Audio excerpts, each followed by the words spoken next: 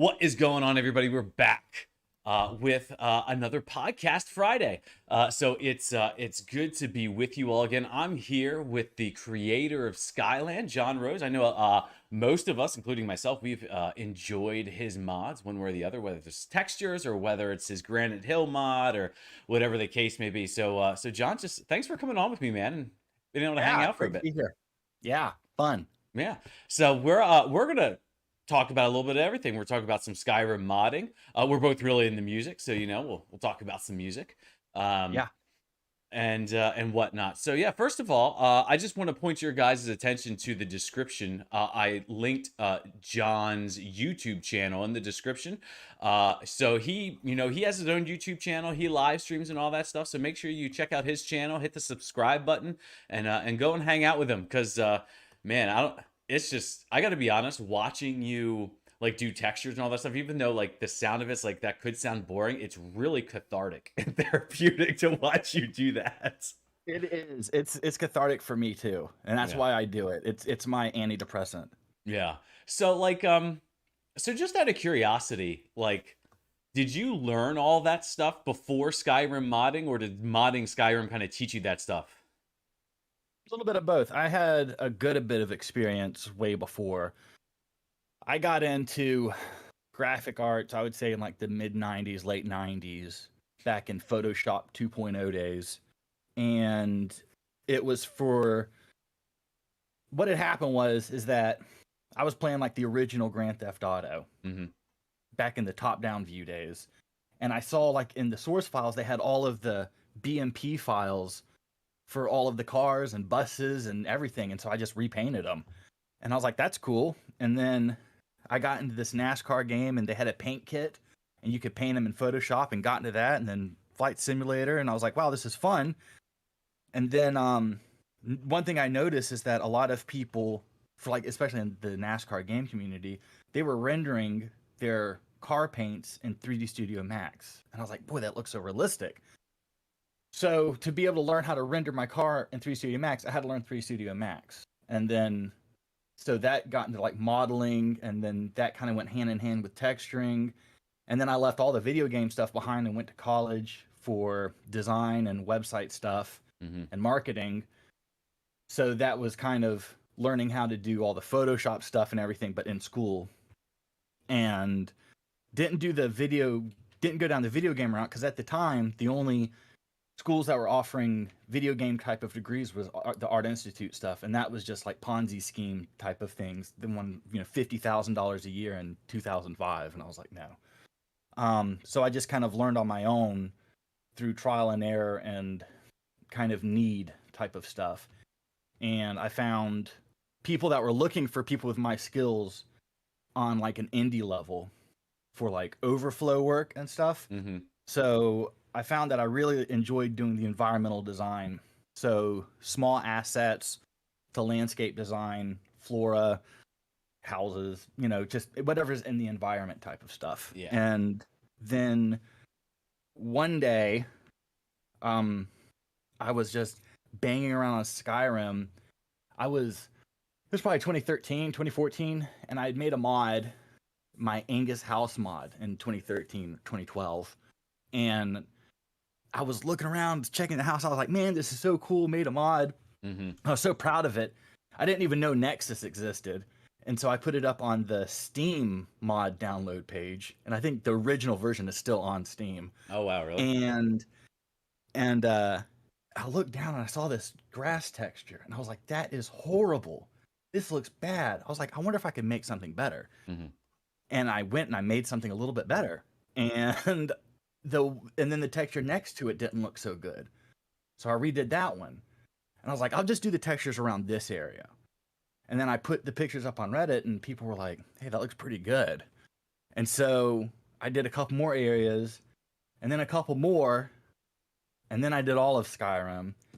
And then I released it, and people liked it, and I kept getting asked, when are you going to do architecture?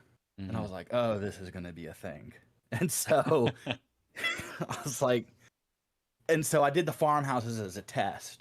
Mm-hmm. And because it was such a small folder. It was like maybe 15 textures compared to the landscape, which was like 200 and something. And so I did that, and they liked it, and people kept saying Whiterun, Whiterun, Whiterun. And so I looked at it, and it was like 180 textures, and it took me 3 months, but I did it. And then they were like, well, you did 2 of the cities, you did farmhouses and you did Whiterun, you're gonna have to do all of them now. And I'm just like, oh. And so here we are years later, and I'm just about to finish up with Windhelm. And it's been a thing. Wow. So that's well, that's a really cool evolution. To be honest, your Whiterun cobblestones. I know it's like really like specific, but your Whiterun cobblestones are still my favorite Whiterun cobblestones of any texture mod. The new ones, the red and dark ones, or the old white square ones. They were. I mean, they were. They weren't red. The current ones is what I mean. They almost like they had like they looked like normal, like not normal red bricks, but like normal kind of concrete colored bricks. But it almost looked like they had leaves on them or something. Oh yeah. But yeah, that is my favorite Whiterun cobblestone texture that I've ever played with. I thoroughly. It always made me happy when I saw it. Oh, thank you. Oh, thank you. Thank you. You're the one who made it. So okay, well, so now you said you're working on Windhelm. Yes. What is that what you're primarily working on, or do you have anything else on the books? I know last time when I came down with COVID, I was watching you do Markarth or doing the Reach. Yes. How are you feeling, by the way? You good? Oh yeah, I'm good. I had symptoms for like 24 hours. And then after that, I didn't really have any symptoms besides just low energy and just like sore and achy joints. But I'm also getting old, so it could be that too. That's I'm at that age too where I'm like, is this what kills me? It feels like it some days. Me out? Yeah, I don't know. Yeah, I've confused having any random disease with just getting older.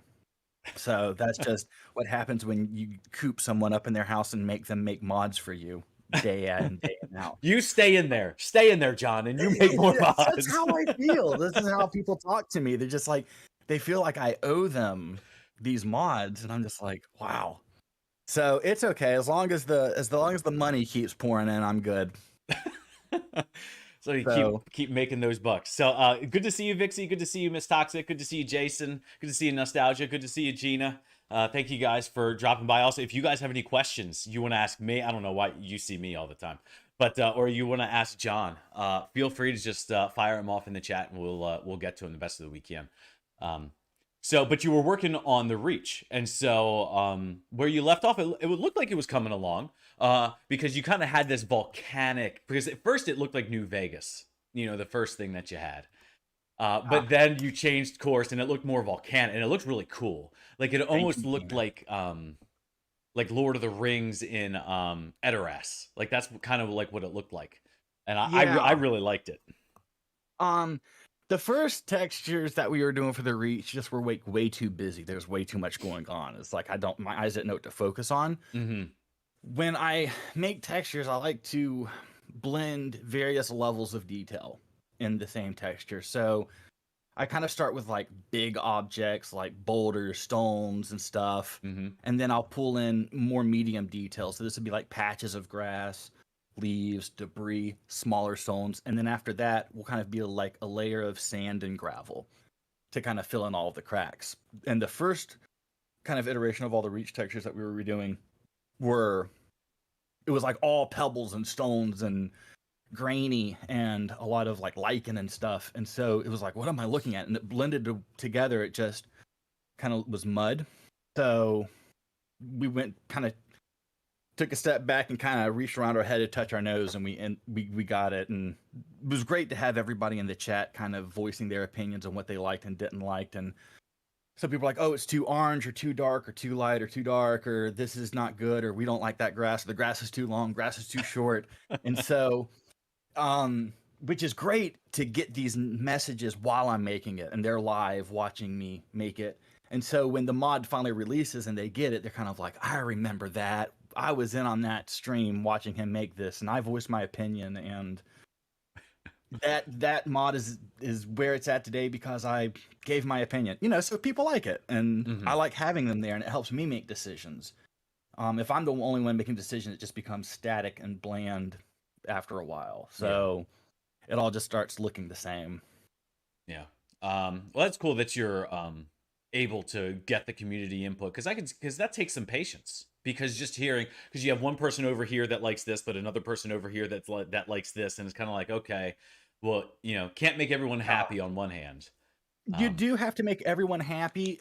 Making people happy, you have to. I think so. Like in my real life day job, I'm a director of a department, and so I get a lot of people coming to me with ideas and what they think is best for my department when they have no clue. And what I have to do is kind of redirect them and kind of help them find what actually would make them happy. mhm.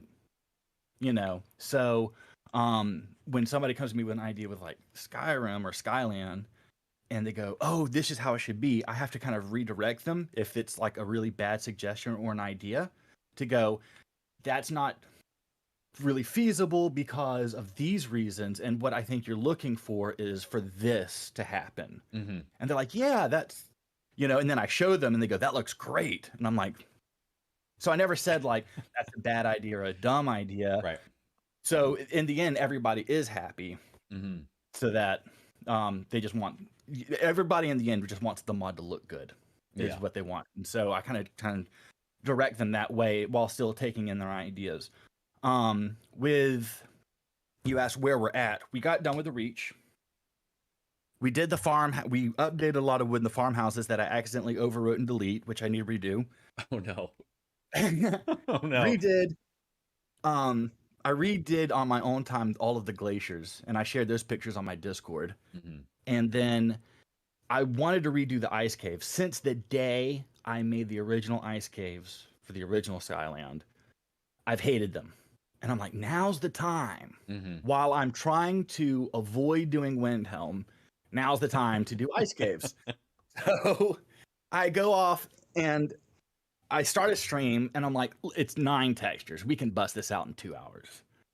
And the meshes are so convoluted and they're pulling textures from all over the place that they're pulling textures in from the mossy caves and mines and the mountain textures outside of the folders, and I'm just like, why are you doing this? And then some textures aren't even used, and I'm like, why is it even in here? And so I actually had to go back and redo all of the caves and all of the ice caves, and that took me a couple of days. So those have all been redone. And they look good. They look fine. Is it better than what's currently in Skyrim? I think it's as good. It's just different, Mhm. you know. Maybe maybe the textures are a little crisper or cleaner. I kind of like the old ones. I mean, I've just looked at them for so long. I'm kind of fond of them. Mhm. But the new ones look very similar, so we're good Okay. there. Um, but everything has been done. I have no more excuses, really. So I have to like start doing Windhelm now. Yeah. And I'm just like watching my Discord for people to complain about something that's already in Skyland. So I could be like, all right, let's jump on that. Here you Yeah. go. Like somebody today was like, hey, Skyland's missing a Project Diffuse normal map. And I was like, hold on a second. Let me bust that out for you. So got that took all of 5 seconds. But yeah, so Windhelm. That's what I would be doing this weekend is Windhelm. Sweet. And oh, and we got done with all of the LODs for Xbox. And we Awesome. published that as a whip on Bethesda, which is funny because I still get comments on YouTube and various other places of, when are we going to get the LODs for Xbox? And I'm like, they've been out for 2 weeks. Mhm.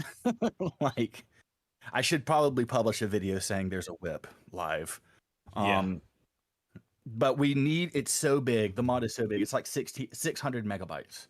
So we need to get that down to like 250 is what I want it to be. And Mhm. so I'm going to talk with a couple other people and see if we can get that optimized Okay. because I need to split it between landscape and architecture LODs and put them into their respective AIOs. Mhm.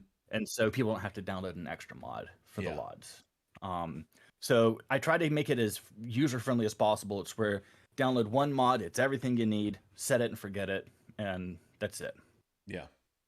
Yeah, I know, especially on Xbox, they appreciate that, it being compartmentalized, so they can kind of pick and choose because they don't have a lot of space. It's not like PC where I think like my load order is like bigger than the actual game, and and you can download 80 gigs and it's not a big deal. I honestly think that my mods folder is like 9 gigs right now.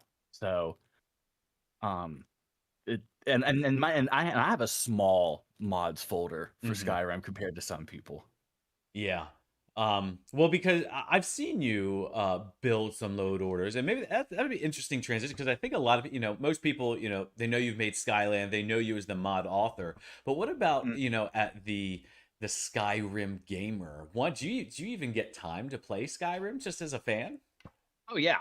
So I was in line 11 at the GameStop. So I was there at midnight, got my coffee, and went home and played it for many days in a row and beat it a few times. And then I've beat it a few times since then. And I always try a different race every time I play it, and I Hmm. always end the game as a Nord sneak archer. So who knows? I have played it. I've not played all of the DLC. And I can't say that I've played all of the various paths, and I've not played all of the different missions and stuff.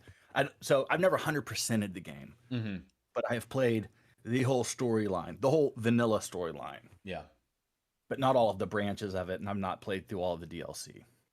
Yeah. Well, I mean, I'm going through another playthrough right now, and there's still things I see. Maybe I've seen them before when I first played, but have no memory of it. Um, Yeah. and at this point, at least for me, it's kind of hard to tell what's vanilla and what's what's modded at this point. Yeah, Um, that reminds me, like, there's mods that I get, and one thing that I hate is when a mod puts something in the game that they didn't tell you they were putting in the game. mhm. Like, that's just like the biggest pet peeve of mine, because then I'll see something, I'm like, what the crap is this? Where did this come from? Yeah. And then you're like, oh, it's this weird random mod that does clothing, but it decided to put a bandit camp over there too. Hmm. Okay. So that's always been a very annoying thing for me. Yeah. Yeah, and I think that's the I don't know if that's as much of a pet peeve for mine because I'm just assuming I just missed something. Like if a mod did something, it's Yeah. usually because I either tried to read through the mod description too fast and I missed something, or something like that. Unless it breaks my game, in which case then I may get a tad irritated. But Right. usually then it's, well, I have 400 mods in my load order and I'm on a 60-hour save file, so of course things are breaking. Why why would you think they're not? Um, Right. but I also I felt like I heard you mention that you were working on an ENB. So yeah.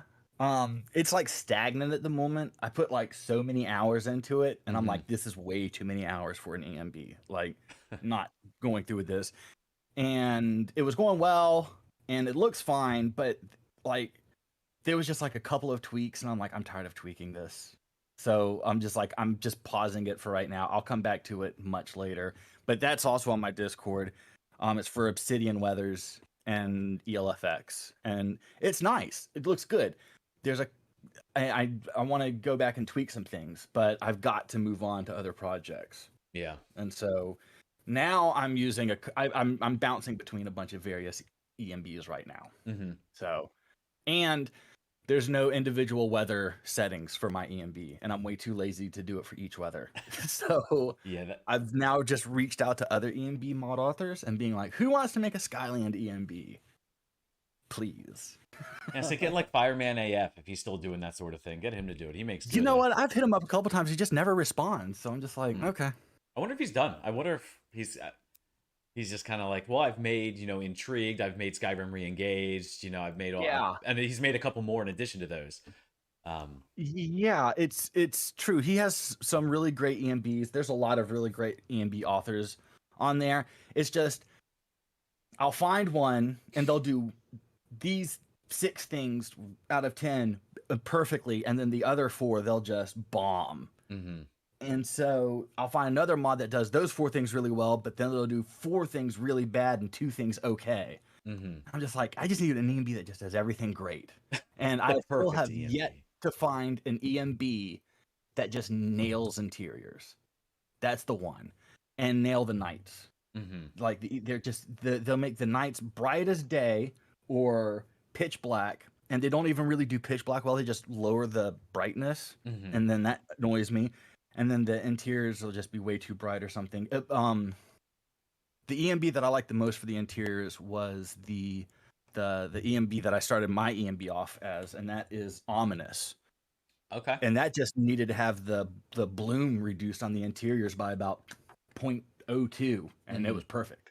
The interiors are great, but it was the exteriors that was just kind of a little bit wonky. Yeah. Yeah, and there were some other things too. But yeah, so I tried my hand at the EMB stuff, and it's difficult. It definitely takes a certain kind of person. Yeah. Yeah, well, I could imagine, like, I know that besides lacking the technical knowledge, but besides that, the I just know if I was trying, it would never be good enough. There would always be something that would be tweaked, that would need to be tweaked. Um, That that's kind of a feeling about anything in life, isn't it? Right? mhm. I've I, being a musician and now into like music production type stuff more than playing, I've come to the realization of you quit when it's not getting any better, you're just making it different. Mm. And so that's when I know to go ahead and take my hands off the keyboard at that point. Yeah. It's not getting any better.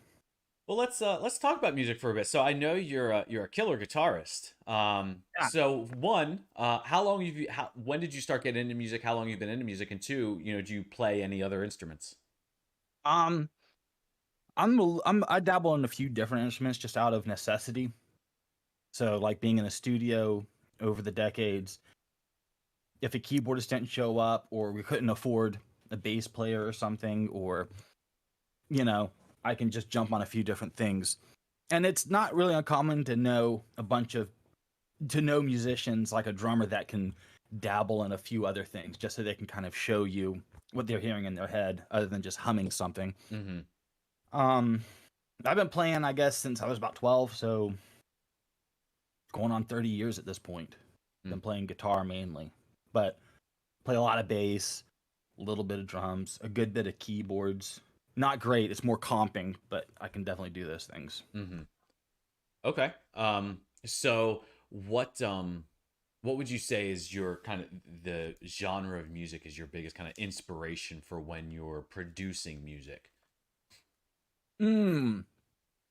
When I was making and writing music, it was everything from, the folk Americana through the Guitar Hero type of blues rock type of stuff, and then a lot of just straight ahead blues. Those were my biggest influence. So blues, guitar driven rock like Cream Okay. and Hendrix and Stevie Ray Vaughan, to the folk stuff like Cat Stevens and Carole King, Okay. and Jim Croce and stuff. Those are all my kind of my biggest influences. Um, as I've gotten older, my tastes have kind of shifted a little bit away from the guitar driven stuff over to more of the old R&B, like early Aretha Franklin. So the Carole King is still in there since she wrote pretty much all of that stuff. But like And more and more like like Motown type yeah, of. and I've always loved Motown. Mhm. I've always known how to play it and stuff. But now it's yeah, getting into that old Atlantic records, um, Aretha Franklin, Etta James type of stuff, Okay. Otis Redding, et cetera, et cetera. Yeah, I Okay. like all of those things. Hmm. All right, cool. So do you have any projects that you music wise that you're working on? Um, not for myself, not any personal projects right now. Um, since everybody's been driving me like a mule to get Skyland out, I have no private personal life. Yeah, I remember on New Year's, my girlfriend was like, "So, what are you releasing for beginning of the year for all of your mod users?" I was like, "Nothing. I have nothing planned. What are you talking about?" She's like, "Well, you better get to work because they're gonna expect something. I'm like, can I just enjoy the champagne? Like, Yeah. so even she's riding me. She doesn't even play Skyrim. Does she like video games at all? Yeah, she does. She used to play Skyrim. She has a problem where if she's not stealing, she's taking it. Okay, as long as it's not stealing. She's not a klepto. But if it's on the ground or if it's on a dead body or if it's free, she takes it, and she doesn't want to put things in chests. She has to always have it on her just in case she needs it. And she needs to be able to look through her menu and see everything. It's like a pocketbook simulator. That's the game And she so, likes. man, you should see the size of her purse, right? So I'm like, so she comes to me and she's like, John, why am I walking so slow? And I'm like, what are you talking about? I was like, push the caps lock key. I think you just got it stuck on the walk mode. No, she had like 15,000 pounds of weight, and like her max was like 3,500. And I was like, you've got to drop something. She's like, no. And I'm like, put it in the chest. No. And I'm like, fine, hit tilde TGM. It's God mode. I was like, nothing could kill you, but at least you can walk around. And so she had a hell of a time playing at that point. She's like, this game's great. I'm like, you can't die. And so she loved it when she couldn't die. And she's like, I beat the game. I'm like, did you? Did you really beat it? Did you beat it? Oh, that's great. So yeah, so she beat it and she loves it. And she promptly moved on to God of War and beat that. She beat God of War legitly. She got 100% on that. She platinumed it. Oh wow. So she likes it. Now she has an iPad now, and now she plays this Dead Cats game, and I don't know what it's called. Dead cats? I don't know. She's like, I'm in heaven, and I've got to take care of all the dead cats coming into heaven. And I'm like, okay. That's different. I haven't heard of that one. That's different. Not even quite sure how to respond to it, to be honest with you. I didn't know how to respond to it either. I was like, good. That's good. All the dead cats. So, yeah, so they cross Rainbow Bridge, and she got to take care of them. So maybe she needs, like, if she ever picks up Skyrim again, she needs to do Legacy of the Dragonborn, where everything has its place. Like every single item in the entire game has its place and like has a nice display to it. I was thinking that. That's a really great suggestion. And another suggestion I was thinking was having like a summable like gypsy wagon house. And I would model a 3D model this gypsy wagon house, and then you could just summon it anywhere you want, like a campsite, and go inside and store all of your crap and have a house and stuff. They had a handbag, an actual legit handbag mod for Skyrim where you could do that. Oh, that's cool. Yeah, I don't know if it's still, but it is literally like, it looks like a big coin purse, you know, so it's a purse that you just put all your crap in and probably can't find anything in there. That would be such an easy mod to make. I almost just made her a mod that just put like your Mac carry weight at like 10 million and just be like, here's this mod, install this. You'll never run into this issue again. You can carry it as much as you want. Yeah, and I'm pretty sure there's probably a console command for that too. But yeah, no, that's so funny.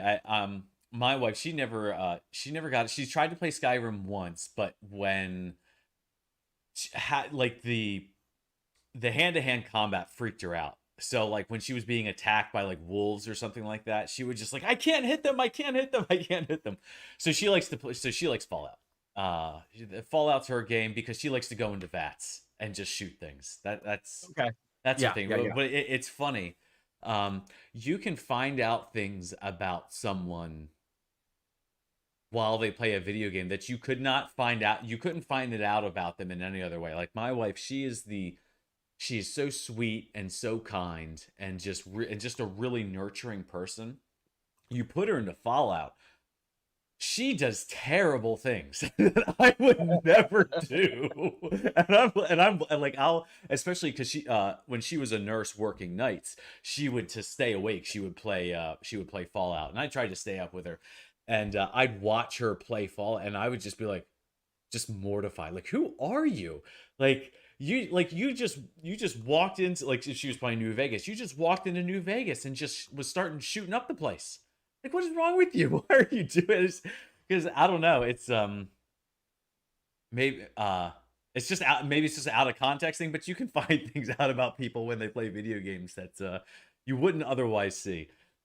So yeah, that's so like I found out things about myself. Like I don't know if it's like these are real things buried like deep within, or maybe it's like a subconscious thing, or maybe I'm holding on to like genetic, like there's like something in my genetic code from like past ancestors or something that this is what they did. So now I just do it when it's like I get triggered. But like if I'm like playing Skyrim for real, when I kill people, like when I'm done with the battle, I strip them and throw them on the nearest fires, like the braziers. So like a oh, okay, gotcha. Like I don't just find like a campfire and throw them on that. No. I'm not getting rid of the bodies. No.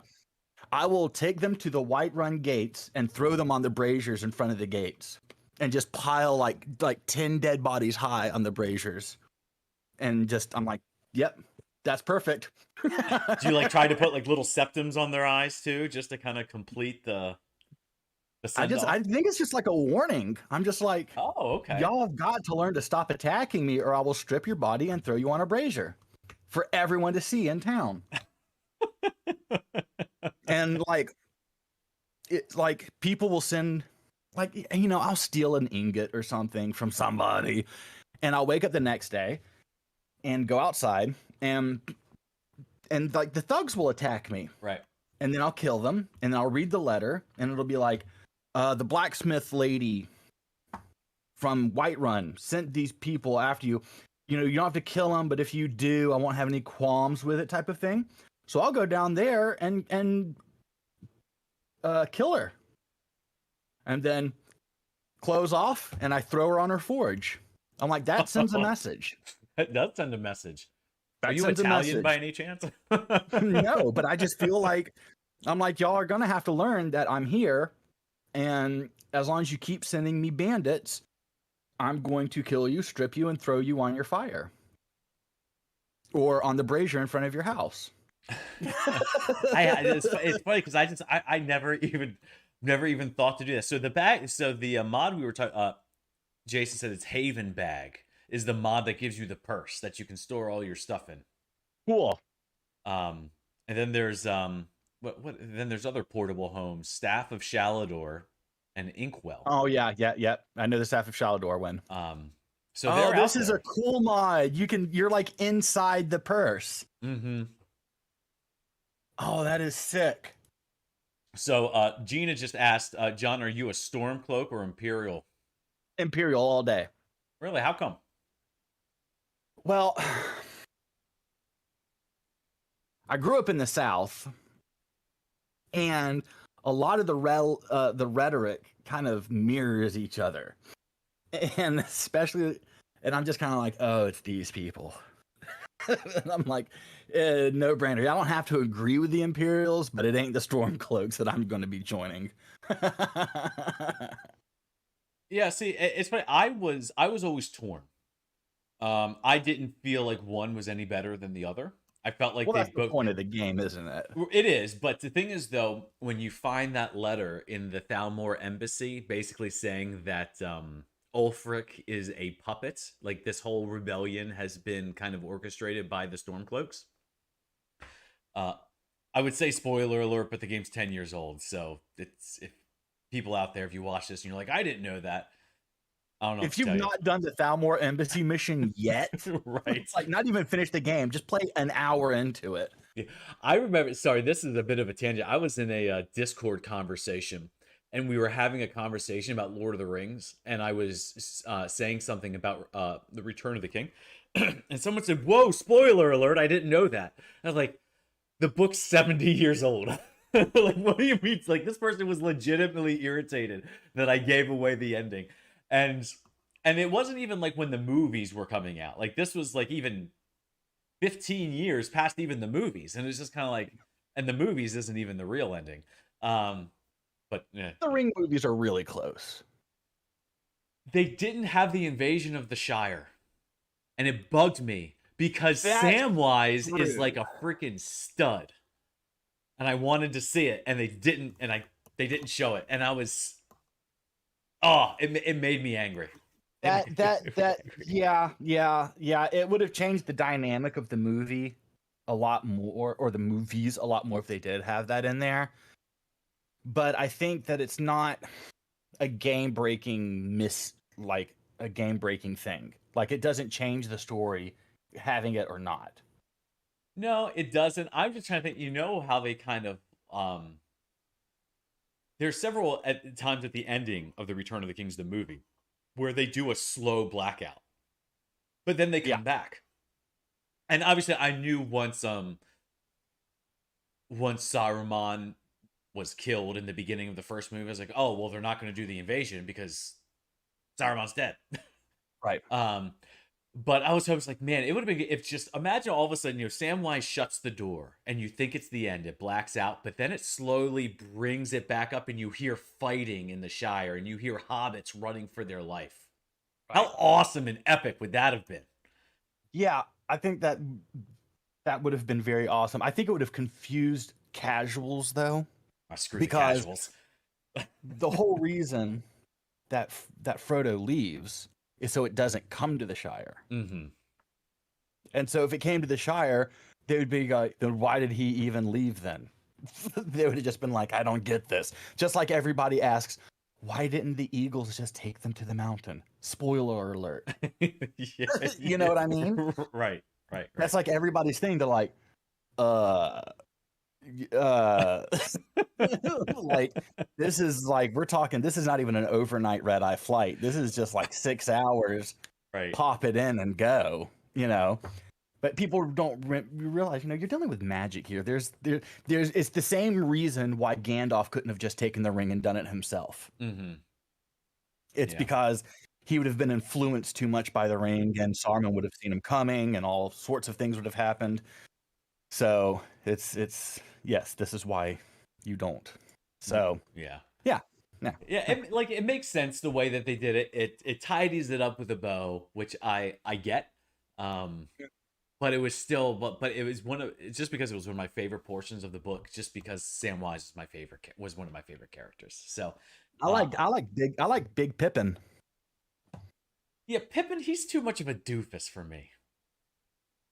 That's why I like him. He was an idiot and lived, so he can't be that bad. But the thing is, though, he was mortally stupid. Like, he kept putting himself in like mortal danger that he just kept.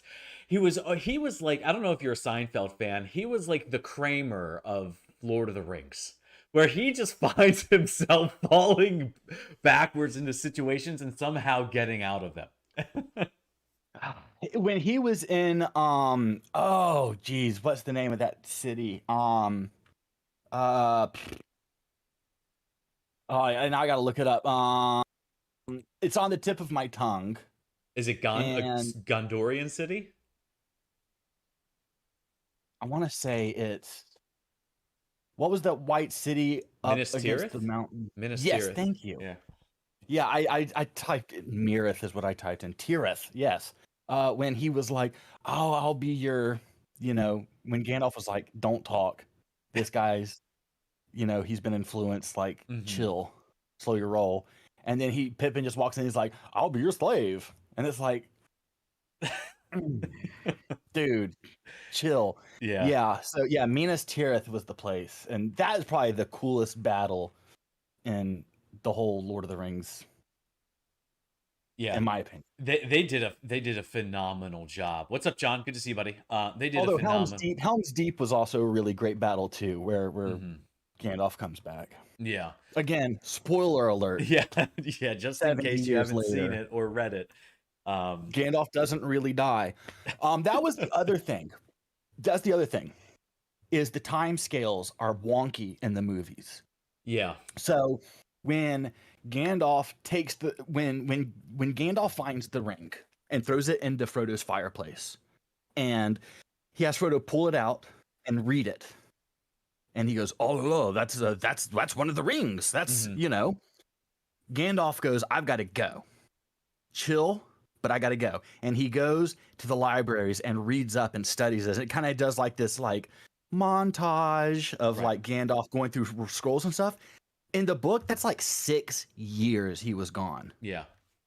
That's not like, oh, he went and took a weekend jaunt to the nearest local library and like Googled some stuff on the ring. Like 6 years. And then when they were in the caves and he was fighting the Balmor The Balrog. whatever. Yeah. Yeah, thanks. Hmm. And he falls, he's like, "Fly, you fools." Um, they fell for years. Hmm. It wasn't just like a off the high dive. That was falling for days and days and days.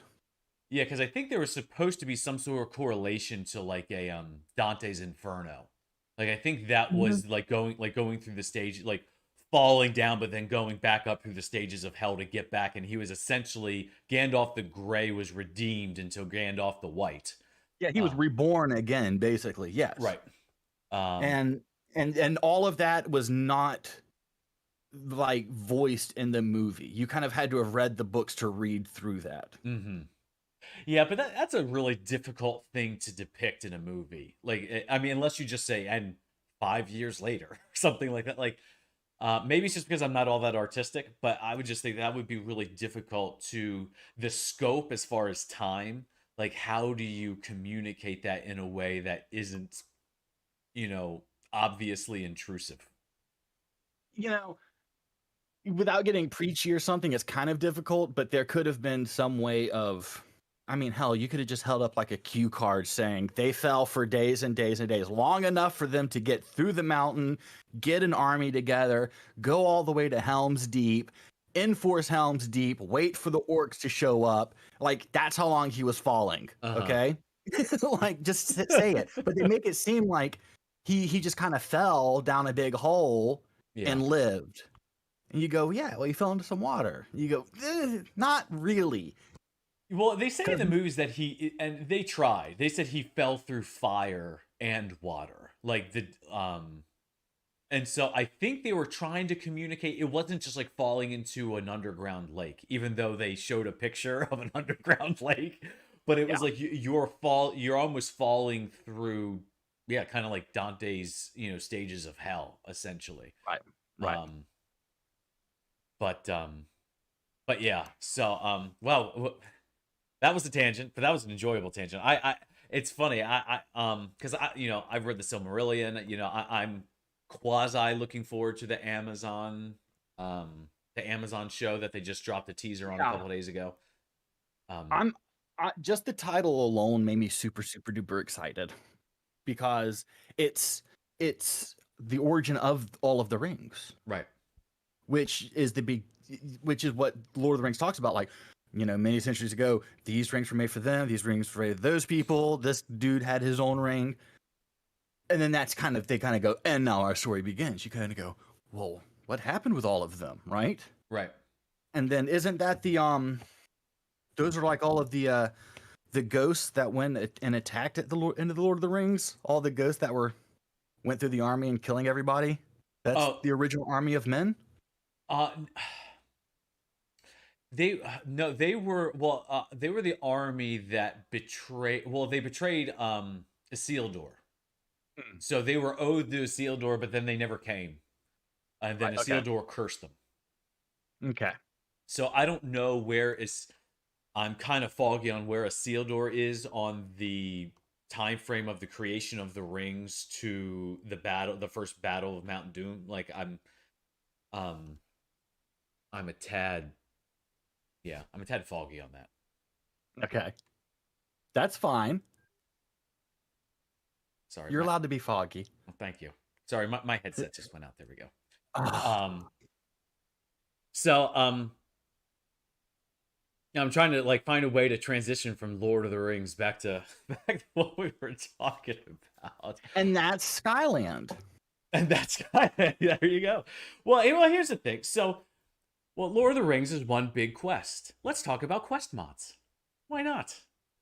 Yeah, Um, I've never used a quest mod. really?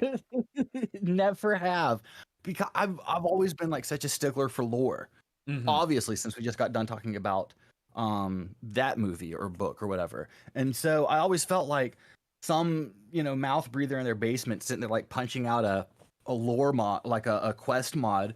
I'm like, they're just gonna break the lore of the game. If it's not in there, unless you're like filling in a gap of what they were supposed to put in the game or that could go along with the game. Like I Mm-hmm. was never really interested in it.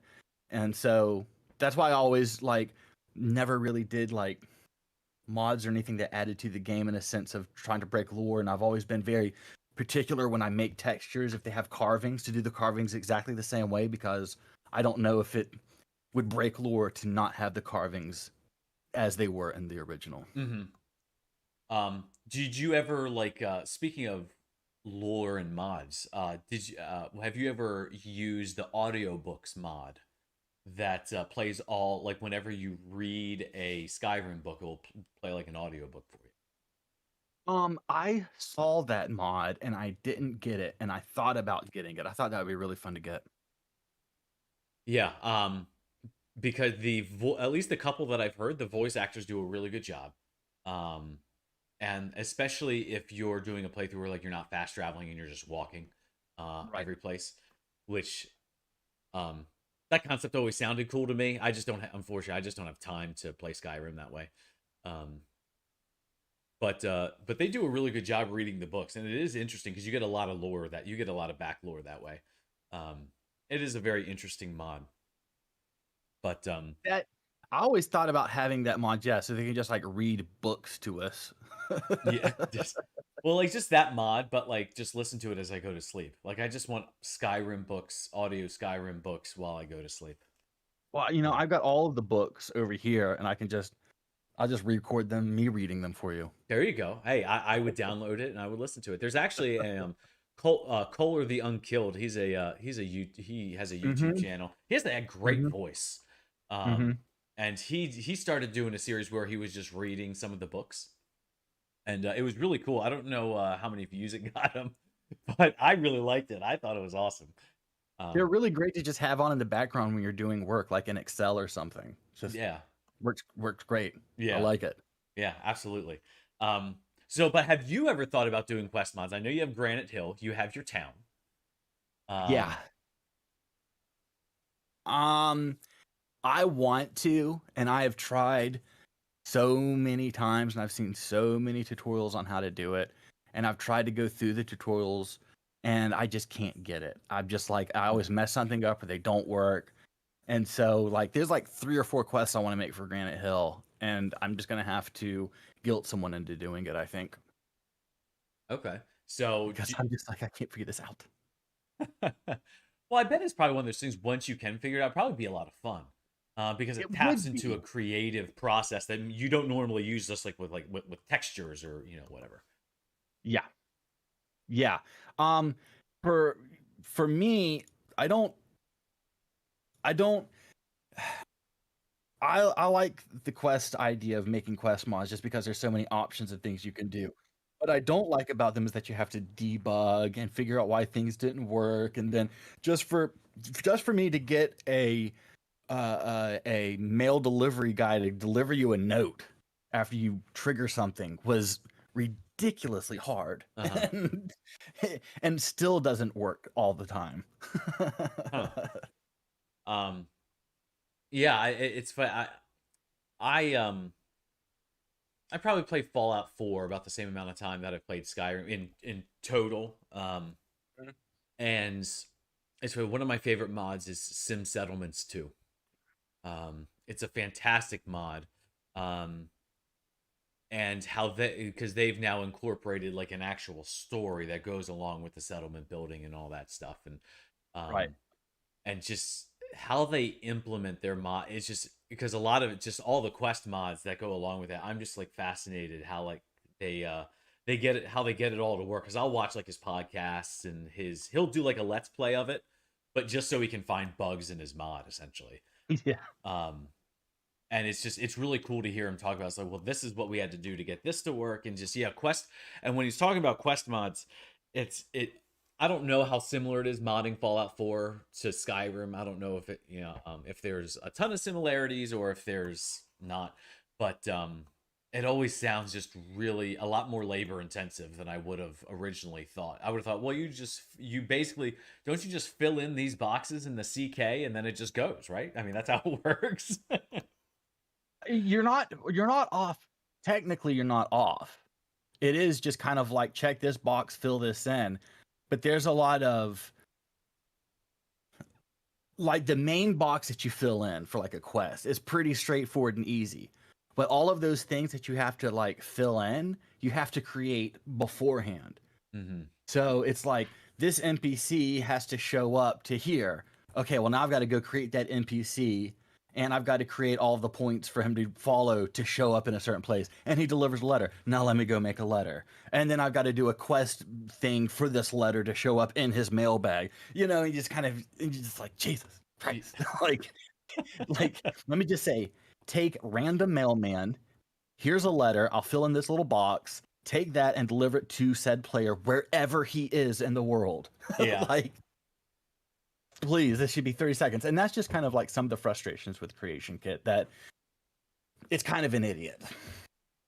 And it's more difficult than it has to be, especially if you're any sort of familiar with any other game engine, especially like Unreal Engine, where things just make sense. Mm-hmm. You go, oh, well, that was easy. Yeah.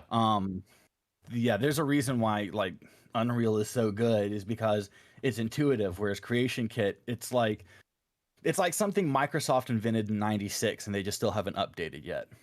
Okay. So as a mod author, we were able to have a conversation a few weeks ago as kind of mod consumers, just about the modding community and what are some things we wish just everyone would either stop doing or start doing, or pet peeves, or fill in the blank. As a mod author, and as someone who is a popular mod author who gets a lot of downloads and all that stuff on console and on PC, what are things in the mod community you see that you wish changed, that you wish were different? Two things. One, read the mod description page thoroughly. Mm-hmm. A lot of mod authors do put a lot of filler in there and a lot of crap in there, but and they just make things more difficult than they have to be. But read the description page, and then read the comments page, because the comments are real users using it. Right. And then the other is try to debug whatever issue that you're having before you contact the mod author saying like your mod broke something. Mm-hmm. Like, well, I didn't have this problem before I got your mod. And you go, here's how you test this. Turn everything off but my mod. Just run my mod with your vanilla game. If it works, it's not my mod. Yeah. My mod is designed to work flawlessly and seamlessly with vanilla. I never guarantee that it's going to work with every single mod. Mm-hmm. Okay, so once you start stacking crap, like I've had people like run cathedral landscapes over Skyland, and they go, "This doesn't look right." And I'm like, "You have 2 freaking landscape mods." They're like, "Well, it didn't have this issue before I got Skyland." I'm like, "Yeah, no shit. You can't run. What did you expect to happen?" Or they'll be like, "Your mod's broken because I don't see a difference." Right? And I'm like, okay, what are you doing? Well, I have Vortex. And I'm like, okay, so you're a new user. Right. And I'm like, did you activate the mod? They're like, to activate the what? I'm like, you turn the mod on. Well, doesn't it just turn on automatically? Well, you would think, but no. Here's a video, beginner's guide to Vortex. And then they just never contact me again. Yeah. And I'm like, well, there's no, oh, my mistake. Thanks for pointing me to that great tutorial on how to use a piece of software that I've never used before, and then blaming you that your mod broke my computer. Yeah, it's funny that you, because that's as someone who, I don't create mods, but I do try to help people use them the best that I'm able. Um, and the I created just some short tutorials on modding Oblivion and Skyrim and Fallout 4, and just some of the comments that I would get really are kind of borderline on the absurd. So especially with Oblivion. Now Oblivion I have a little more patience because it's an older game. Um but I can't tell you how many comments I would get on how to set up Rybash as your main kind of modding tool for Oblivion. I at least have 7 to 12 comments on there saying, "Well, what about Vortex? This isn't a video for Vortex. This is a video for Rybash. Well, can I use Vortex? Yeah, you can use Vortex, sure. But this is a video for Rybash. Well, how do I use Vortex? That's not what this video is about." That. Yes, I I had somebody on my Skyland roadmap video ask me what mods I'm making. And I'm like, that's literally what this video is about. Did you watch the video? And I mean, like, I can just go through some of these comments and they're so like I don't know if it's just like an attention thing or what. Yeah. But they'll just ask these questions of like the one I get asked all the time is should I use the Skyland AIO or the individual AIOs? I'm like, whatever fucking one you want. And then I had one guy come to me, he goes, I downloaded all of your AIOs, and I'm like, why? Do you know what AIO means? like it's real clear on the description page, and I've explained it in 3 YouTube videos and all of these other things. Like, why did you do this? So I just stopped commenting back to some of these people. Yes, this is a cooking channel, Rob Durham. You've come to the right place. We're cooking. In fact, my wife made me funnel cake. So this is what it was. This one guy on my mod list, like, here's my load order, right? Here's my Skyland load order, because I get asked all the time, what mods do I have? What's my load order? Can you take me through your load order? So I go through a real basic load order of like 15 mods. Like, this is my baseline. And what I did was I go, here's what I'm using on PC. If you're on Xbox, here are the mods that you can use instead if you're on Xbox. And here's the load order. This guy goes, what's your mod list for Xbox? And I'm like, what do you... the video is literally gives you the load order for Xbox. So they don't either watch the video or I don't know what their issue is. I don't know. So that's just kind of those things where it just makes me want to jump out of a window sometimes. Yeah, and I think I do this for free. Right. And I think that's the yeah, and I think that's it's, whether you're, creating a mod or you're just trying to help people, and there's lots of people who just try to help people to use mods. They don't have YouTube channels. They don't have anything like that, but they do try and help people. But yeah, they just expect people to like do the work for them. Yeah. And it's just I did have one guy. I just did a tutorial on how to download SKSE.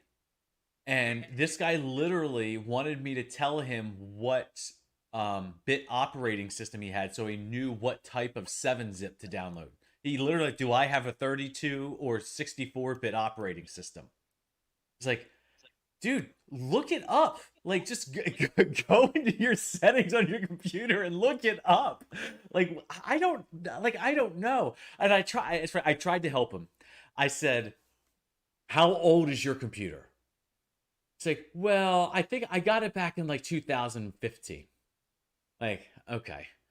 So it's like, all right, well then you probably have a 64-bit operating system because 32-bit operating says you're a couple years past that, so it's probably 64-bit. He goes, he downloads 7-zip. He downloads the 32-bit 7-zip, comes back to me, cusses me out in my own comment section about how I told him the wrong the wrong operating system to download, or bit operating system download for 7-zip, when the comment right above the one he posted cussing me out told him to download 64 bits, the 64-bit version of 7-zip, just for 7-zip. It's just like, dude, I don't know what to tell you. You know, I'm usually not a mean spirited guy, but man, it takes him an hour and a half to watch 60 minutes. Like, it's just brutal, Yeah. brutal. Yeah. I think that there are some people, like Vixie says, some people just want you to give them the answers. And, most of the time I do, because I mean, I don't care. I remember a time where I didn't even know what an EMB was. And installing an EMB was like the scariest thing, because I thought I was going to like burn my computer. Like, I thought I was going to make my computer blow up if I put it in the wrong folder, right? So I do try to have a little bit of patience with people like that. And I look at the comments on their, like, before I respond, I look, like, if it's on Steam or Nexus, I look to see how many comments they have. If somebody comes to me and they go, hey, I didn't really see a difference when I installed Skyland, and I'm running just Skyland and these 2 other mods, and they have like 6 posts on Nexus, I'm probably going to hold their hand and walk them through it, and be like, okay, let's talk about this. And they're really appreciative of that. But then when somebody comes to me and they go, and they have like 4,000 posts on Nexus, this BC7 compressed textures in 4K, and I'm just like, block, delete comment. You're just trying to sound cool and hear yourself breathe. So we're good. Yeah. Get out of here. Yeah. So anybody like that, I kick out. Anybody who just is like a weirdo, like, I get a lot of weirdos. Like, Define. What does that mean? everything from like weird compliments, sexual compliments, to like I've had people just like send me a PM that just says, hey, and I'm like, block, Nope. ban, report. And that's what I do. I've blocked, banned, and reported so many people, and I will continue doing that, like on YouTube, Steam, Nexus, Discord. All right, so everyone spam John's YouTube channel with just, hey. Yep, I will have nobody watching me, but my life will be quiet, so I'm good with that. So, but what about from, so we've kind of talked about the modding consumer. What about the mod author? What are maybe some things that you see? It's like, yeah, maybe this could be a little bit better. I don't like to shit talk MAs. I'll shit talk mod users all day because they're idiots, but like mod authors, I try not to, because the creative people are kind of a weird, twisted bunch. You never know really what's happening on the other side of the monitor or why people mod. A lot of people mod for different reasons. It could be saving somebody from like me jumping out of a window when I get another stupid comment. But it's, with that said, there are some mod authors that have taken something that's supposed to be fun and community centric and based as like it's a corporate rat race, and it's just they've gotten very egotistic and very assholey about things, like to the point of pulling all of their mods off of Nexus when Nexus wanted to do the collections thing. I won't name names, but you're just kind of like, oh, that's a douche. Yeah. And then they end up getting banned on Reddit. So and then but if there was like something that mod authors do that they could change, in my opinion, it's make installing mods a lot easier. Okay. Like, I'll go to mod pages and I'll find 10 requirements that they could have easily just built into the mod, right? And then they'll have 15 optional files that like half of them you need. And I'm like, why don't you just delete all this, go back into the creation kit and just combine all of these mods into your one mod and re-release it, and then clean up that description page to be like, just download and place it in this location of your load order. Done.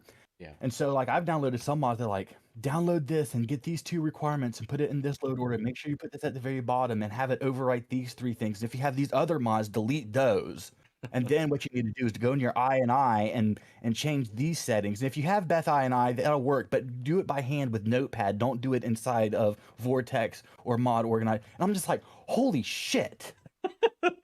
Shut up. Look, you're not doing anybody favors, and this is the reason why I get people coming to me asking stupid questions, because your description pages freak them out. Mm-hmm. So chill with that mess. Like, this is why you come to Skyland, you download the AIO, it asks you, do you want the landscapes? Yes. Do you want the cities? Yes. Which cities do you want? These 3. Okay. Do you want the roads, bridges? Do you want me to install the dungeons for you? Would you like the night sky, or do you want to use the cathedral night sky that you're already using with the weather? You know, because some weathers come with their own night sky texture. So it asks you these questions. When you hit done, it just installs it, and you're done. And it doesn't matter where you put the ESPs in the load order; they'll just work. Yeah. And there's no requirements for Skyland. With Xbox, it's even easier. Literally just download and place in your texture overhaul section. Mm-hmm. Done. Yeah. And Foam mods are really nice. They're super. They make things a lot easier for sure. But from what I've heard, they're kind of a pain in the butt to make. they were a pain in the butt to make. There's some features with the foam mod that still confuses me, like how to auto read what mods people already have. Mm-hmm. So it'll already check like these Yeah. are the things that, you know. But once you get it, you go, oh, this is so freaking easy to make a faux mod. Now I have the Skyland AIO faux mod, and whenever I change something in my mod as I'm updating it, I'll go and open up the faux mod and just change like something real quick. Like we created new textures for the Hearthstone DLC. So like all of the clay textures and the quartz textures and stuff, where you go collect all those things. And so I had to add that folder to the AIO so you could download Hearthstone textures and stuff. Mm-hmm. So it takes 5 seconds once you know it. Yeah. But then I've seen mods that have faux mods that don't need a faux mod. You're like, this is literally just a kind of a drag and drop sort of thing here. Right. Yeah, I've downloaded several mods where I download it and it brings up the wizard, but there's not even any selections. It's just install is the only button there. It's just like, I don't know if this was necessary. I mean, I guess that's fine. It doesn't make life harder for me. It's more just, Yeah. it wasn't necessary. If there was like a message that I needed to send somebody to ensure that they read something, it's like, thanks for downloading. Please put this ESP here in your load order. Mm-hmm. I've told you 3 times already, but I need to tell you once more, do this. Yeah. And that makes sense. I to be honest, I never even thought about it that way. But that's a good point. Yeah. I think that's one thing, and I don't even necessarily completely blame the mod author, because I'm sure there's a lot of mod authors that have to deal with a lot of entitled, bratty people.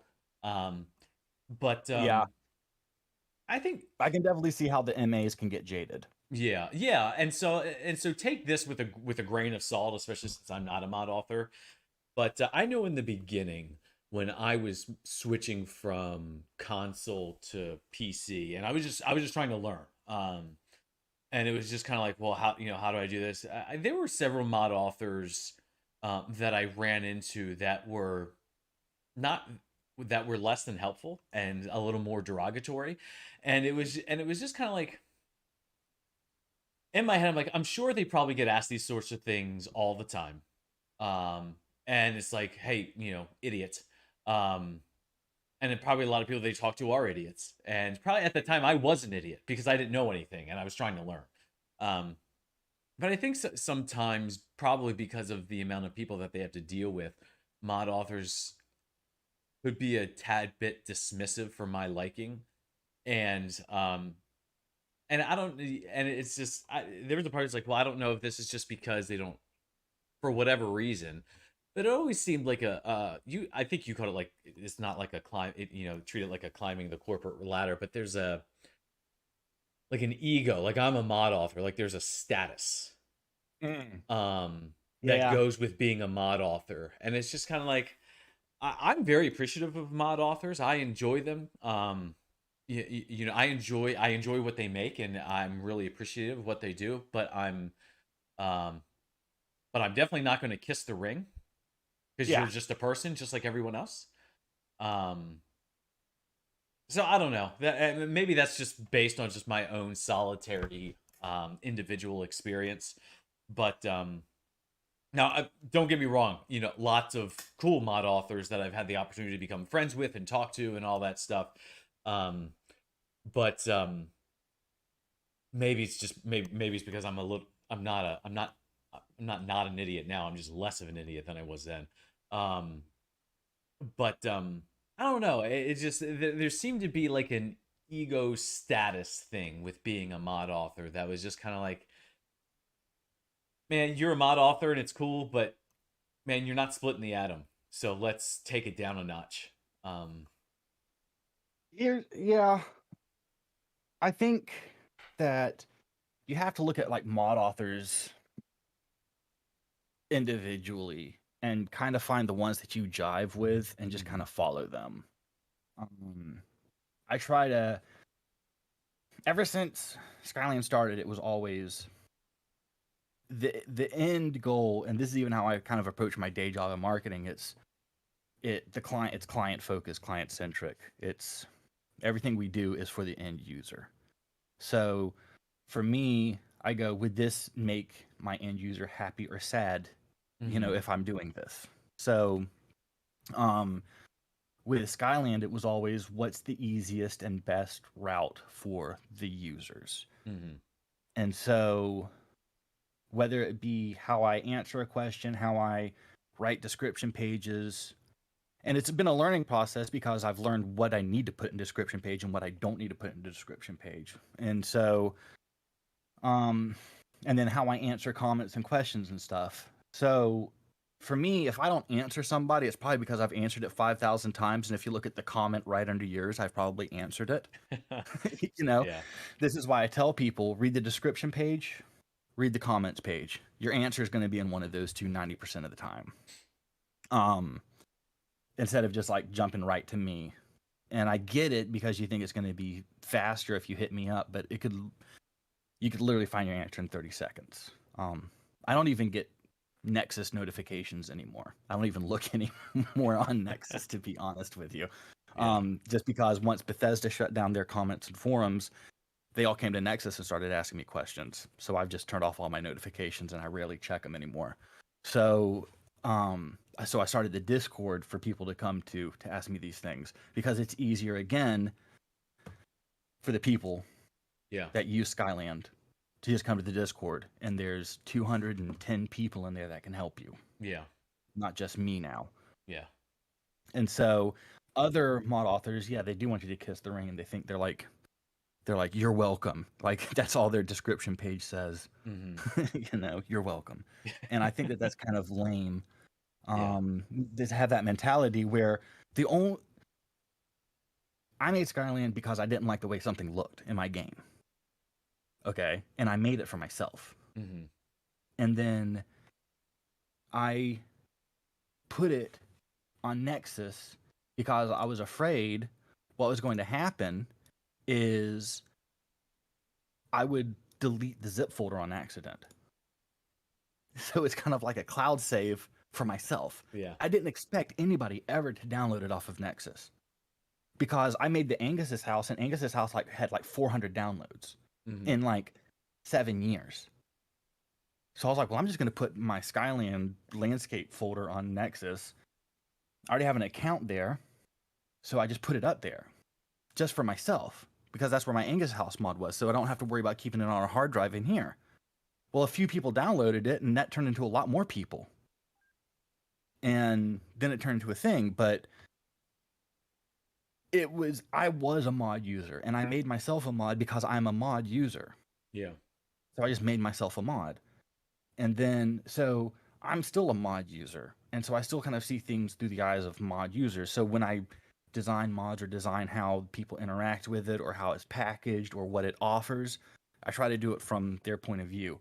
A lot of mod authors don't care about that, and they just, require you to download a bunch of patches or this or that. And I'm like, you don't have to make it harder for people. It really sucks. Yeah. And if you find a mod author that's like that, it's up to you if you want to support them or not. Right. Yeah, and those are all really good points, and excuse me. And I just know a lot of people in the community have appreciated your openness to helping, because there's still a lot of people out there that everyone was a beginner once. No one comes out of the womb an expert, so everyone has to be able to ask the stupid questions and get them answered because they're still learning. And just you've been, as far as mod authors are concerned, you've been one of the good ones, and I know that that a lot of people really appreciate it. Well, thank you very much. So let's take a little bit of a left turn. We're just stick with games, but outside of Skyrim, like what games do you like to play? Like what I what are like you into? story-driven games. Anything. I mean, I'll play like the first-person shooters and stuff like that, but I really prefer the action adventure games, from anything that's Zelda to other games like I'm playing Jedi Fallen Order again right now. I tried to get into like the Fallout games, and I just couldn't get my head around them. It was the aesthetic of it that I didn't really like too much. But anything that's action adventure story driven, those are the games that I really like the most. I do like some online multiplayer games, but few and far between, if any. Yeah. Okay. So you're playing Fallen Order now. So, but Zelda. So, what are some like old like what are some throwback games that like what got you into like RPGs and story driven games? Like what if you could look back? Man, anything Super Nintendo and Nintendo 64, those are my key ones right there. I had like day of release, I got the NES, and I remember it was Mario, Duck Hunt, and the Olympic game were all on one cartridge. Yeah. It was all three of those. And it had like the little trackpad that you could run on. Yeah. And it was great. And I think that was the first Zeldas that I played was on that, along with a bunch of other games. But I was young. And then Super Nintendo came out, and that's when I kind of started hitting my stride. And so Super Nintendo hits me in the feels, and a lot of 64 games. San Francisco Rush, Blitz. Those two I played the crap out of the Punch-Out games, all the Marios. I was a Mario freak. I had a subscription to Nintendo Power for like 15 years. And so I had a wall of Nintendo Power magazines. And I was so sad when they stopped making the magazine. There was one game, I don't think anybody's ever played it since it came out. But Jurassic Park for the Super Nintendo was like my game. Huh. And I don't think anybody's ever played it. Yeah, I haven't like played other than me. It is the hardest game for no reason to be that as hard as it is. It is a very hard game. And it was one of the first games I ever played that had a first-person perspective. So when you go into buildings, you're looking through these night vision goggles. And it's a very cool game. I love it. And this is so stupid, but Super Black Bass. I play this game called Super Black Bass all the time, still on the Super Nintendo. But yeah, so many games, and I will say I didn't play so much of the action adventure story driven games, back in those days because I was too young. They all went over my head. Mm-hmm. And they were so much more complicated then than they are now. Now they've really just dumbed things down. Yeah. And back then, it's just like, whoa, this is a convoluted story. I don't know what's going on. Mario was about, or Zelda was probably about as in depth as I wanted to get into like how deep a story was. But as I gotten older, the story games have gotten better. Maybe because they've dumbed them down as I've gotten older, so they've really not gotten any more complicated. Um, so like I'll watch like some like anime shows, and I'm like, holy crap, what is happening? Like this has gotten a crazy amount of difficulty on the storyline here.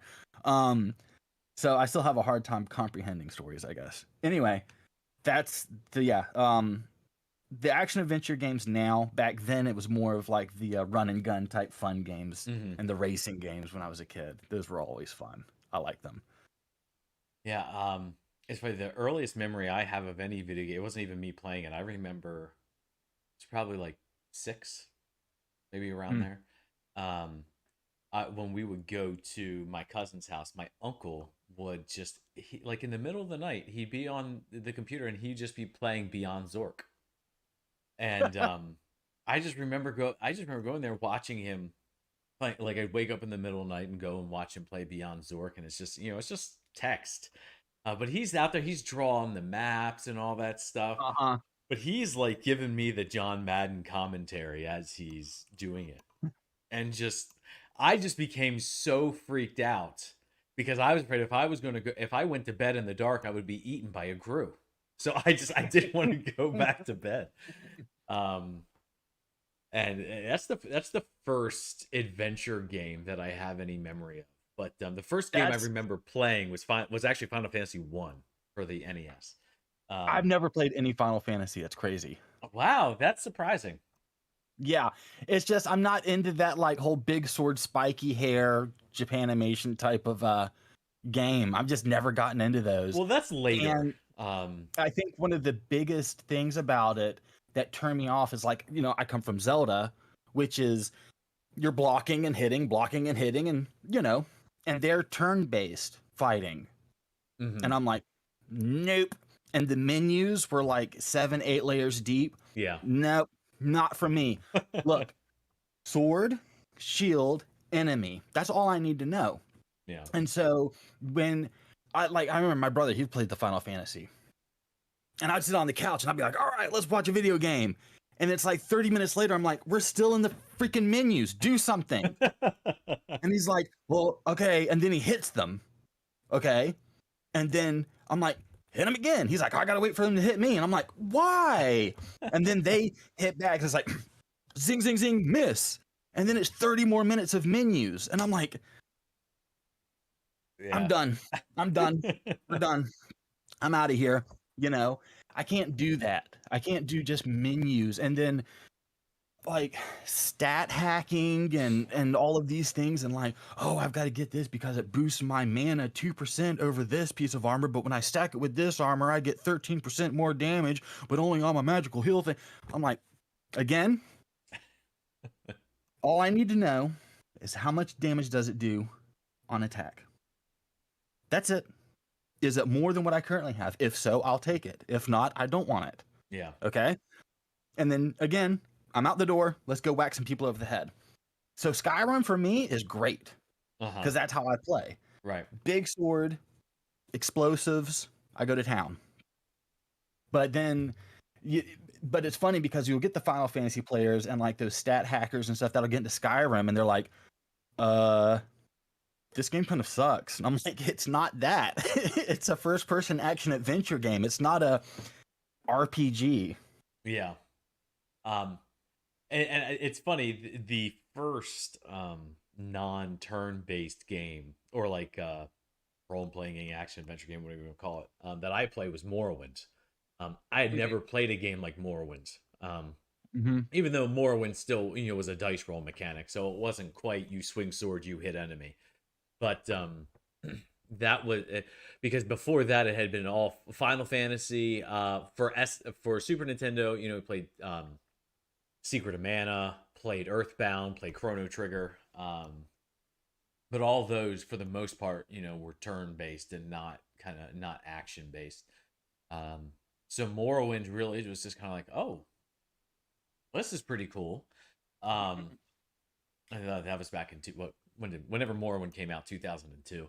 Um, yeah, and that was the first time I ever you know, played a game like that because More I never really played Zelda.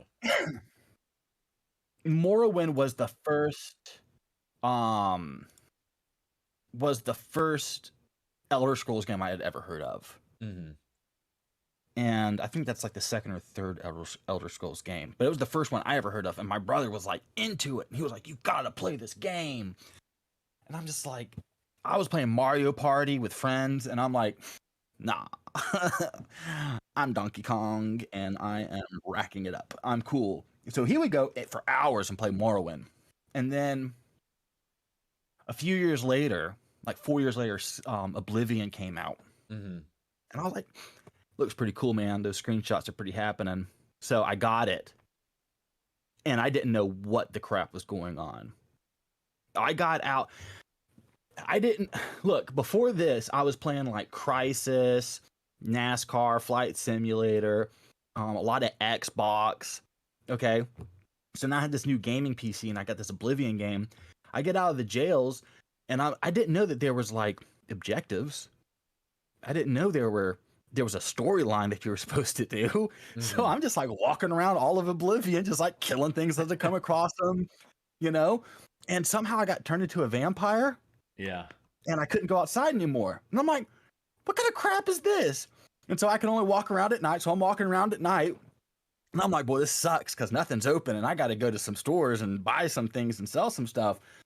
And they're like, oh, well, you got to go to a witch to get healed. And so they don't tell me where the witch is. So I walk all over Oblivion and I find this witch.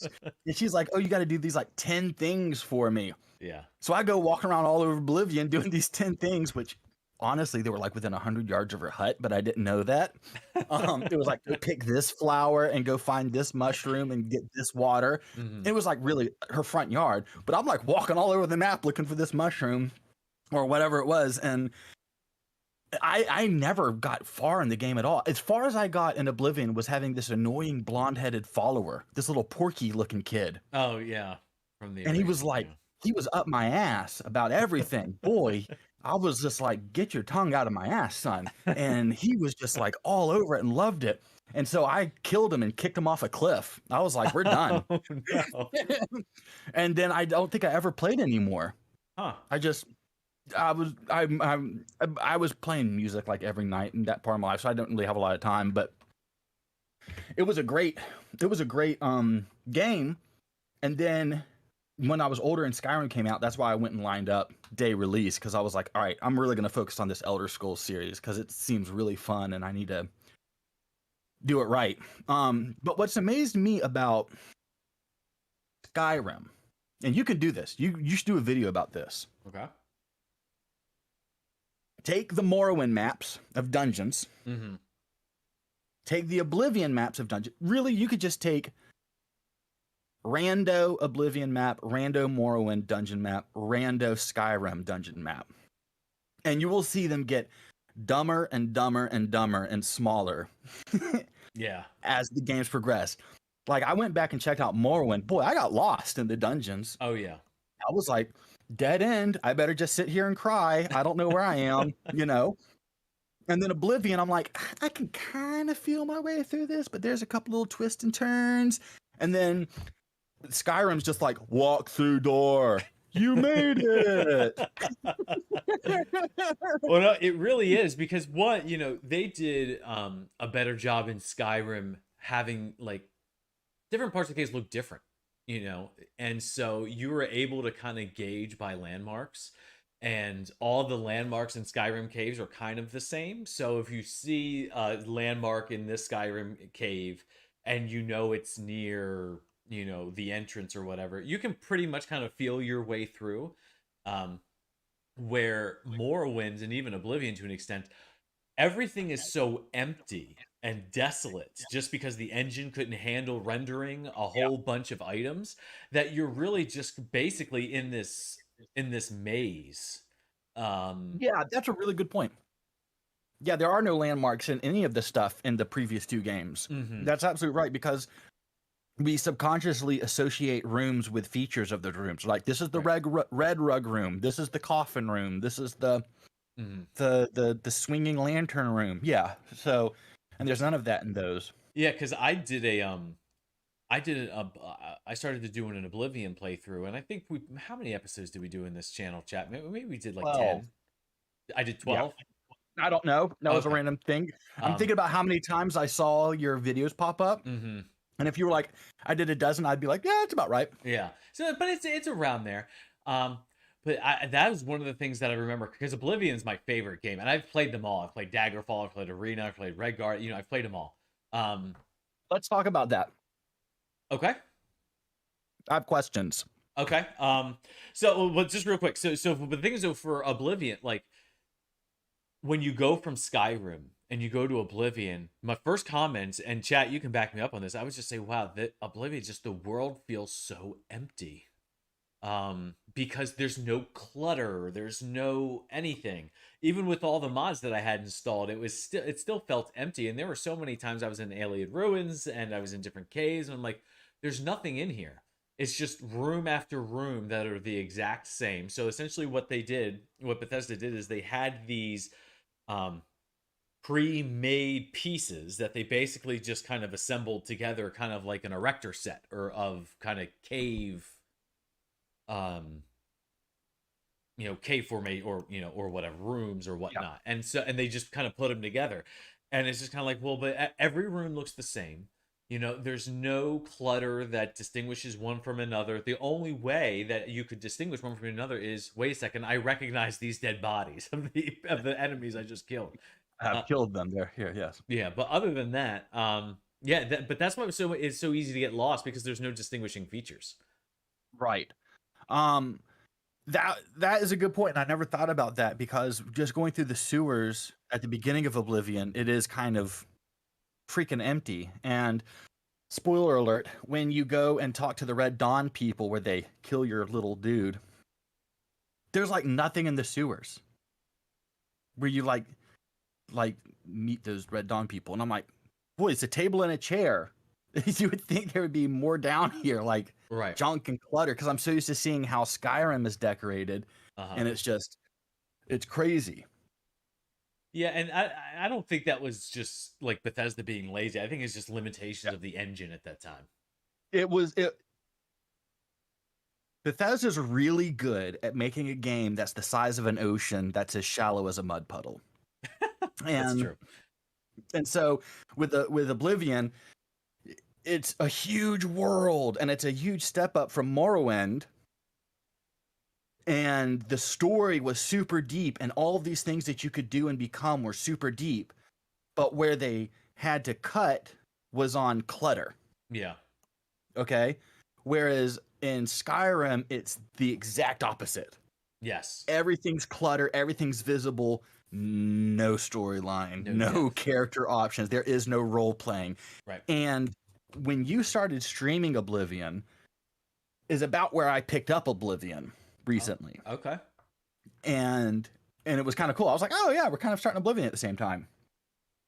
And to remind, I never really got into Oblivion. I played it for like 200 hours, didn't accomplish anything. I just walked around. Yeah. And this was like the day it came out. That was the last time I played.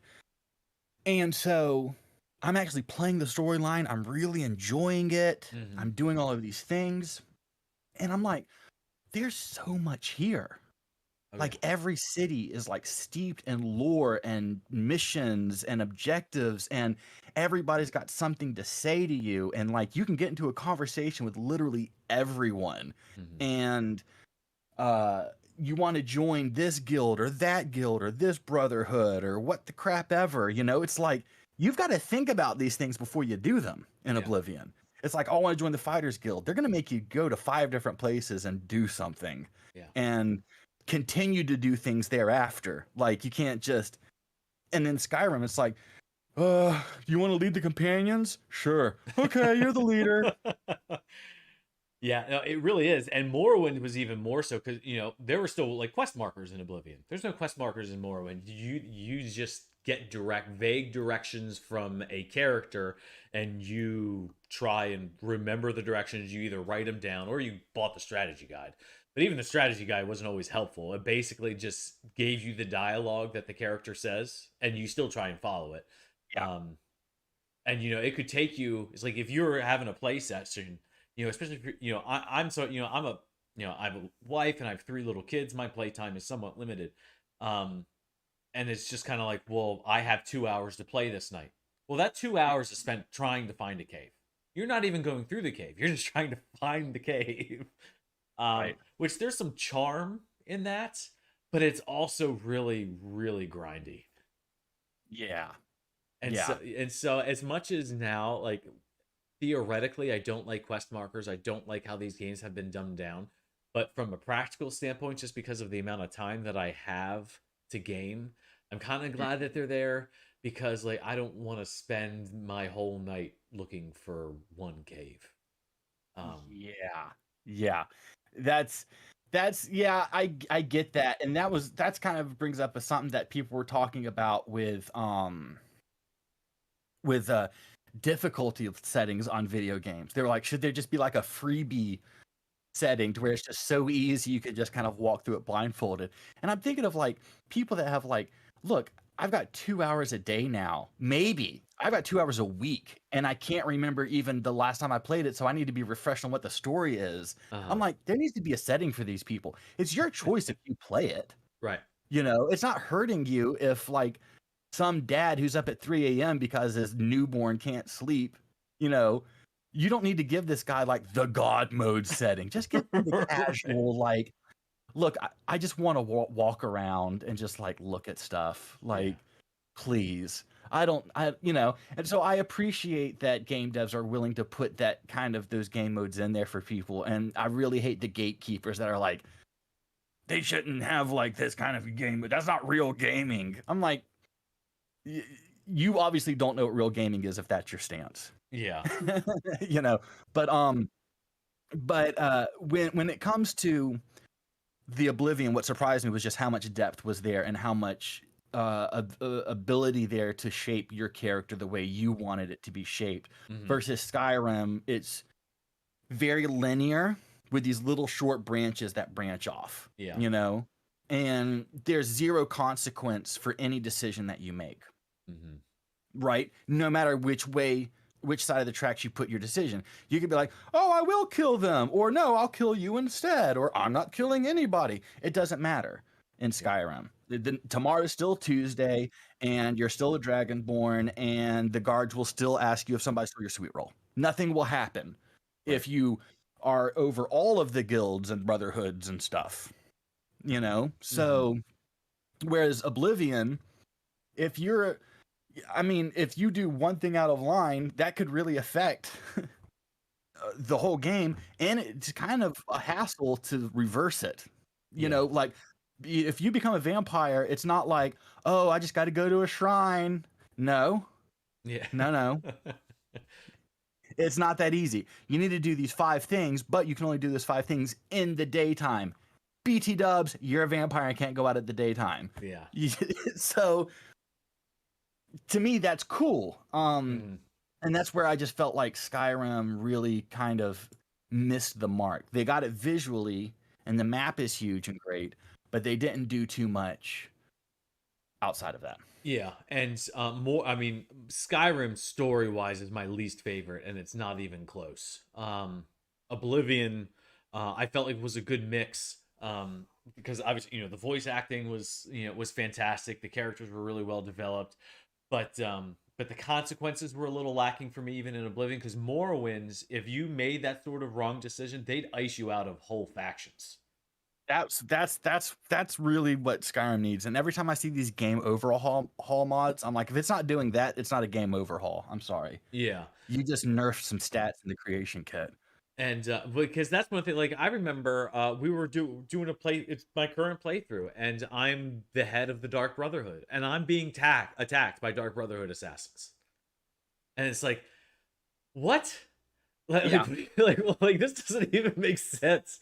Like, how is this even possible? And that, it's just kind of one of those things where I don't know. I don't know if that was just because of to dumb things down, or if it was just of laziness on. But yeah, there is no consequence in Skyrim, and where yeah, especially in Morrowind, man, I mean, there would be entire quest lines, and Fallout New Vegas was like this too. If you make the wrong decision, you're completely iced out of whole quest lines.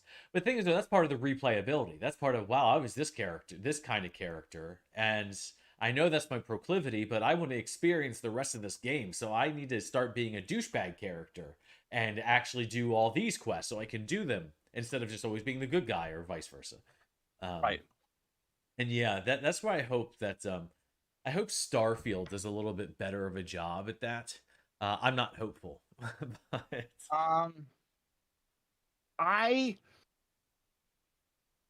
I'm a huge sci-fi fan. mhm. Um, But you're not a I love. Fallout fan, which is I intriguing. look, this whole like atomic nuclear fallout thing is Uh-huh. like so lame and played out in my mind, right? And then the whole like 1950s retro aesthetic really just like I'm just like ugh, It's just like not I your thing. hate it. Yeah, I'm like I that's don't fair. like the way this looks at all. Yeah, Like see, I don't and it's just like it's weird. It's like look, if you're going to do the 1950s thing, do the 1950s thing. Make it from the 50s, right? uh-huh. But there's no way that we have robots and 1950s aesthetics. That just doesn't make sense to me, you know? And there's Yeah. somebody could explain the lore and I would still be like, it's still lame. I'm sorry. It's Yeah. just like And it like is in the lore. But if it's and not if so it's not your thing, if it's not your motif, like there's just some people who they don't like the that post-apocalyptic motif. and it just depends on the post-apocalyptic reasoning and stuff like this, right? Yeah. Like everybody's like, oh, aliens now run the planet after a war with the aliens, and now it's post-apocalyptic. I'm like, oh God, again. That's did you wake up and tell your mom, hey mom, I have an idea for this script I wrote. Aliens came to Earth, we had a war, and now the world's post-apocalyptic, and now all the humans are living underground while aliens are living on the surface, and they have a battle so that humans can take back the surface again and kick the aliens off the planet. I'm like, wow, that's never been told before. And your mom's still like, that's good, honey. I'm going to put your script right here on the refrigerator so everybody can see it next to your noodle paint art. So, no. So, like, when I see like post apocalyptic, I immediately just hate it because Hmm. I'm just like, we've been there. Obviously, we're not ever, that's never because we're at a point where if we're ever apocalyptic, there is no survivors. Yeah. There is obliterated. And so there was this one show that ended up being a horrible story also. But what it was is we couldn't survive on Earth, so we went and colonized a planet Uh-huh. while the war was happening. Like some of the scientists and people were kind of like they like doped out and went to this planet, colonized it, and then came back to Earth 500 years later to see if it was inhabitable yet. And I was like, that's pretty cool. Cool story. And Hmm. so like I get that. But I just it was I don't know. Okay, here's what it is with the Fallout. It was just kind of creepy. It was just kind of creepy with like It the is creepy. aesthetics and everything. It's just I'm just like I don't like it. I don't get it. I don't you know. And then people ask me all the time like with the not Dawnguard, the Dragonborn DLC. They're like, when are you gonna do this? And I'm like, never. I fucking hate it.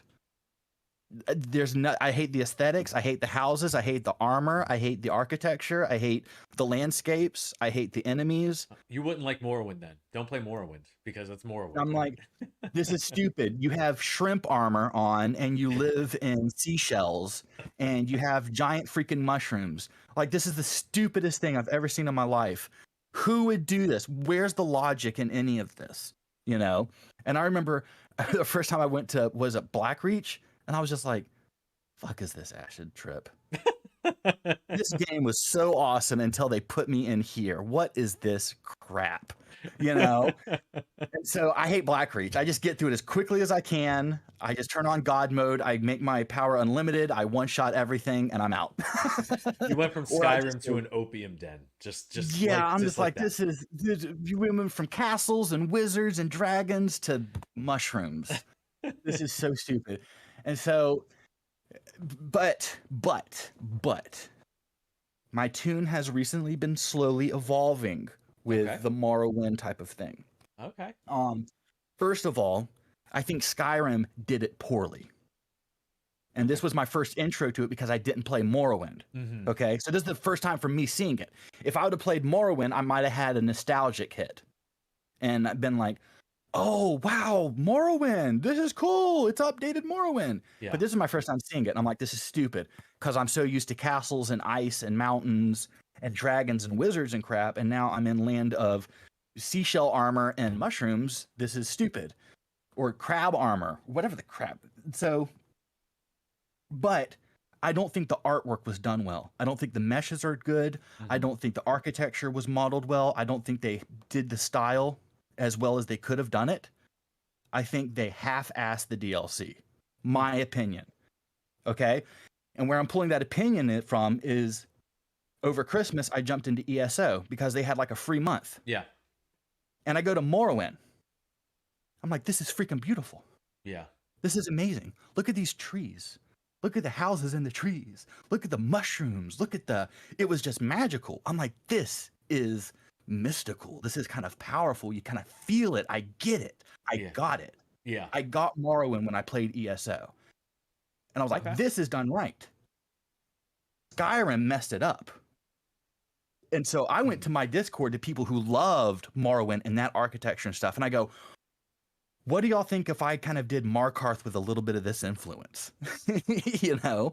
And I was like, boy, maybe after I'm done with all of this, I can go back to Dragonborn and maybe look at that again. Mm-hmm. And kind of let's try to go with the ESO influence on it. Yeah. And I think that was more, I mean, Morrowind's, like the actual game Morrowind, I mean, it was pretty desolate. And that was kind of it was supposed to feel alien, like, but you did see kind of spurts of the Empire. You saw forts here, and you saw this, that, and the other thing, to where you could see that it was kind of the Empire trying to civilize a at least uncivilized land. Right. That was the point where I felt like ESO, as much as I enjoyed the way that they did Morrowind, it felt too established to me.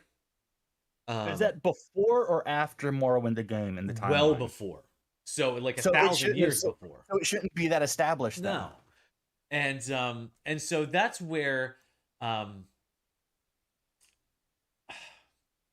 more. I mean, if you go back and look at Morrowind the game now, I mean, it's well, this looks rough, and it's like, well, yeah, but that's not necessarily lore wise. That's just because it's the game of 2002. But it looks better than how Skyrim presents it.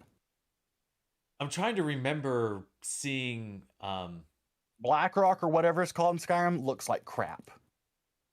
Yeah, but my they have issue one with, little tiny village next to the ocean, and it looks like crap too. And yeah, but my issue with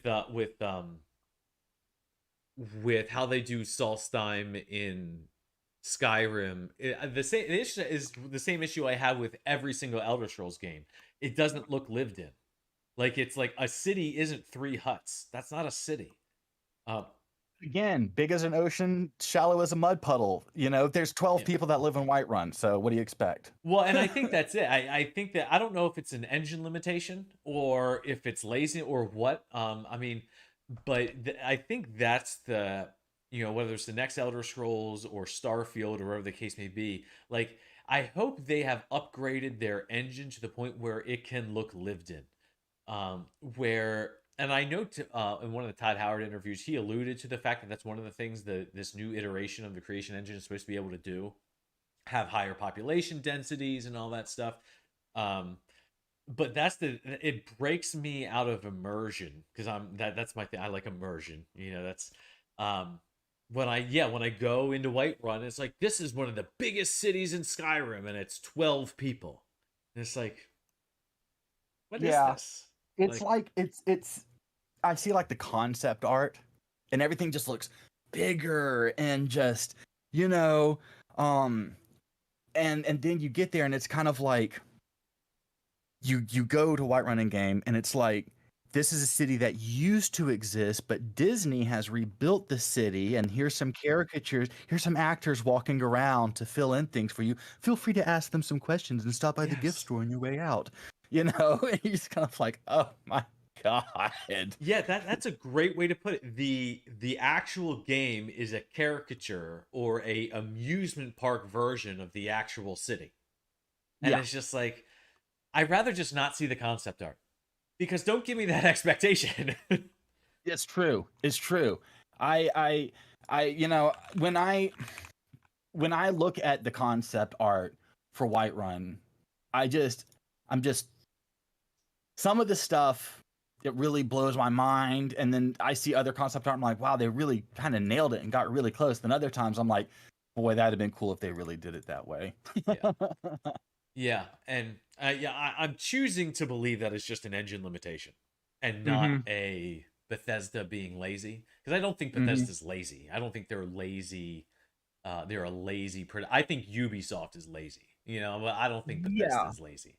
I Um, think uh, s- um Bethesda, they have lofty goals, mhm. and a lot of the ways they achieve the lofty goals, the thing is that you have to pick your battles and go, what's important, what can be trimmed, and what can we keep. And with, you know, when we look at the difference between like Oblivion and Skyrim, Oblivion had all the content but not the visuals, Yeah, and it was flipped for Skyrim. And I think, to me, I prefer to just have the content. That's what I prefer. I prefer to yeah, have in-depth, really deep storylines and characters and a lot of actors. And I appreciated how in Oblivion you can have a conversation with anybody other than yes, yes, yeah, yeah, yes. Like every time you like try to engage talking and then they just walk off of there, I'm busy. You know, it's like, who are you? And they just walk on a loop for 24 hours a day. And it's like they never, it's like, oh, come on. yeah, So it's stuff like that. But when you look at all the other stuff that Skyrim gives you, you go, what would you give up? What would you give up in Skyrim to have this other stuff that you want? You right. know? And I think that's the gap where mod authors live, Hmm. where some of them have captured it and have noticed that and try to fill that gap, and others just try to recreate what, like me, what Bethesda's already done. They already have textures. I'm just redoing them. Right. But there's content missing in the game, and that Yeah, is the depth and stuff. And that's where I think a lot of mod authors could kind of step in and be like, here it is. yeah. Yeah, and I think that's I know like when I'm putting together a load order, that's my if if I was to give a mission statement for why I do load, and this is Fallout or Skyrim, doesn't really matter. It's I'm not here to put Thomas the Train Engine in Skyrim or Macho Man Randy Savage in Fallout. Um Yeah. but but it's kind of one of those things where I just want to say, okay, this is what Bethesda did. I want to create this as much as possible. This is what they wanted to do. Hmm. And kind of just expand on it. That's why I love J.K. Skyrim. I love J.K. Skyrim. He does a great job. That's why I really enjoy Legacy of the Dragonborn, because it does a good job of just kind of um, making game mechanics the way I bet Bethesda wished they could have. That's why I like what is that? Shoot. Oh, that's why I like Obus, the bandit overhaul, because it's like that's the way kind of bandits should have been. That's why I like Ordinator, Hmm. because it kind of fixes some of Skyrim stuff, like to where you can actually create a class if you want. Um, but yeah, but yeah, it's just yeah, I think Bethesda does have lofty goals, but then they have a certain budget for what they can do in a game, and it's like, well, do you spend it here? Do you spend it here? Do you spend it over here? Over here? And there's only so much room that you have. And you're limited by hardware Yeah. and platforms and all sorts of stuff. It's not just it's there's no black and white when it Hmm. comes to creating these things. And the way that Bethesda sets their games up, they're so story driven and content driven that it just seems that it's the logical way is just to go with the content and have all of that in there.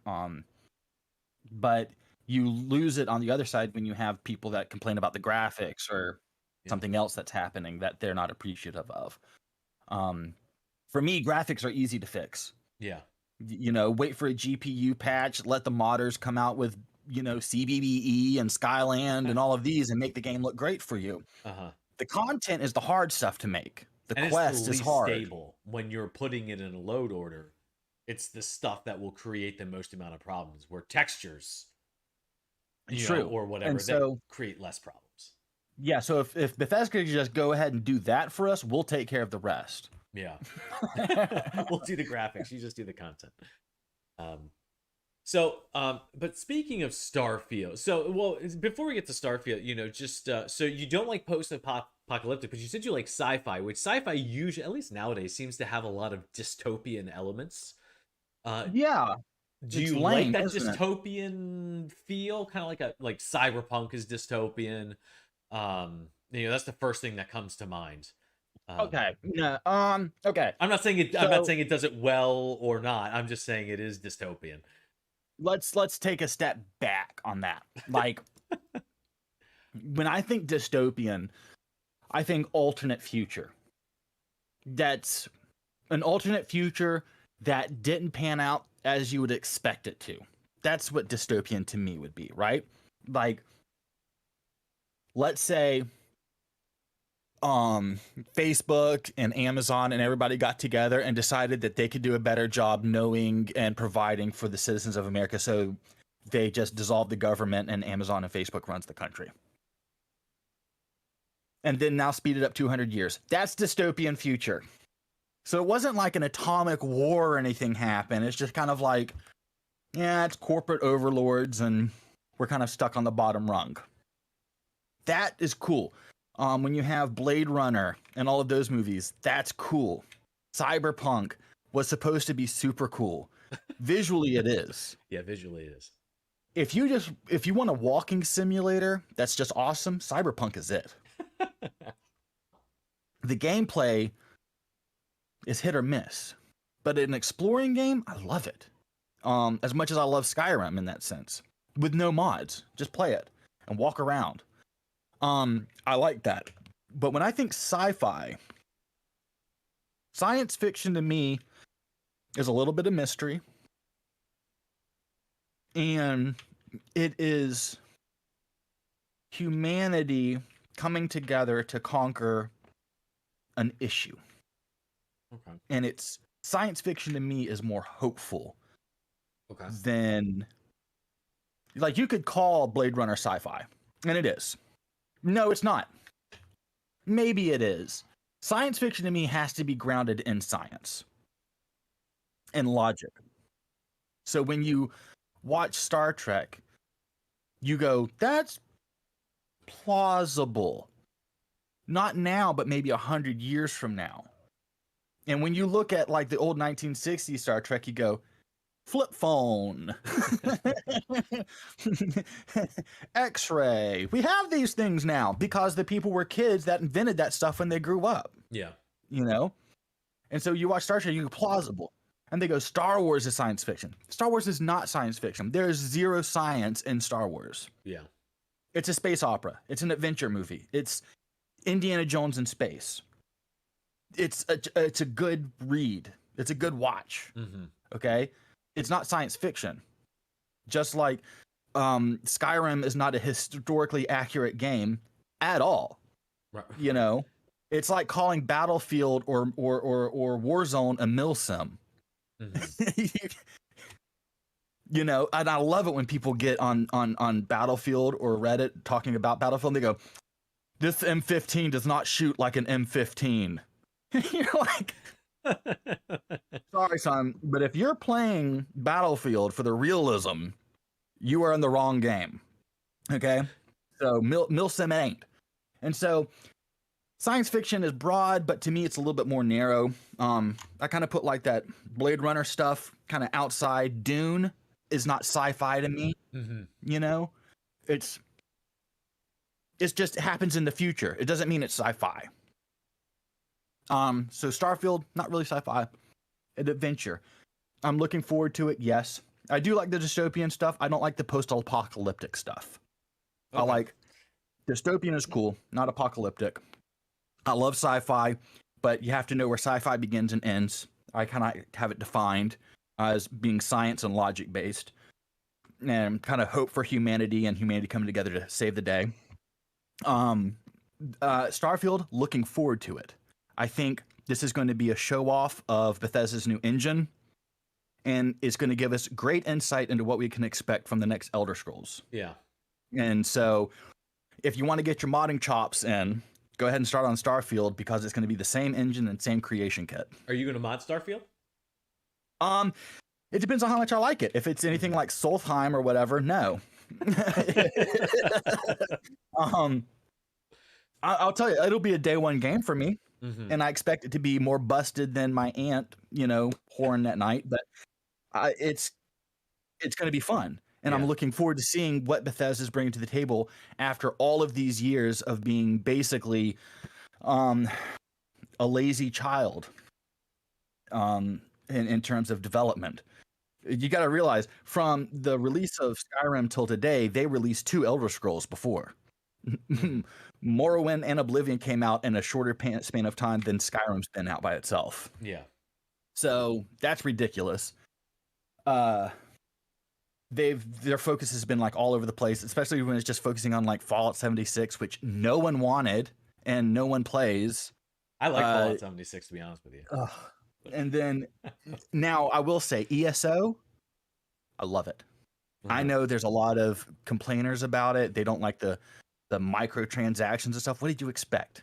What did you expect? Well, and it's your choice to spend the money or not. You don't have to spend the money.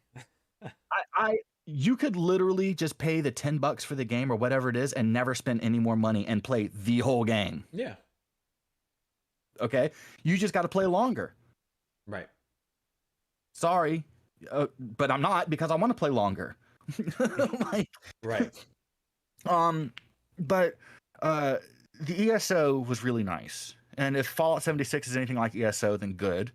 But Starfield, I'm excited for. I'm excited for a shift in focus of what their standard games are. I'm excited for a new IP. And I love space games. So it's outer space, futuristic, new IP, new creation engine. It's exciting. I have high hopes for it. Does that mean that I'm going to champion it if it sucks? No. If it sucks, I'll say it sucks. Yeah. And I'm a modder. I'll be the first one to be like, yeah, it's fun, but geez, it's broken. And I expect it to be broken because it's Bethesda. I don't think anybody needs to get their hopes high for it to be a wonderful performing game. Well, it's any developer. It's not just Bethesda at this point. I mean, can you think of a developer that's come out with a game and it's like, oh, this was crisp and clean? It's like, no, not really. Unless it's Ubisoft. Honestly, even Ubisoft have its problem. Ubisoft, all they do is, Ubisoft has been off the mark since Fallout 3. Ubisoft, huh? You said Ubisoft, right? Ubisoft. They didn't do Fallout 3. Not Fallout 3, Far Cry 3. Oh, Far Cry 3, yeah. But because they just slap on a new coat of paint on the same thing and repackage it. Yeah, like what was the Revolutionary War Assassin's Creed that came out where everybody's faces disappeared and only like their tongue and eyeballs were floating? That's where like the downward trend started happening. And then it just got progressively worse and compounded on itself, and they just kind of fell off. They used to be great, but then, no, I can't think of any recent developed games that have just come out great. And I think that that's more of like a result of the whole capitalist mentality of gamers now, of gaming publishers listening more to their board than focusing on a game. And we saw that firsthand when CD Projekt Red went public. Okay? They go public and release Cyberpunk. and it's dismal. It's horrible.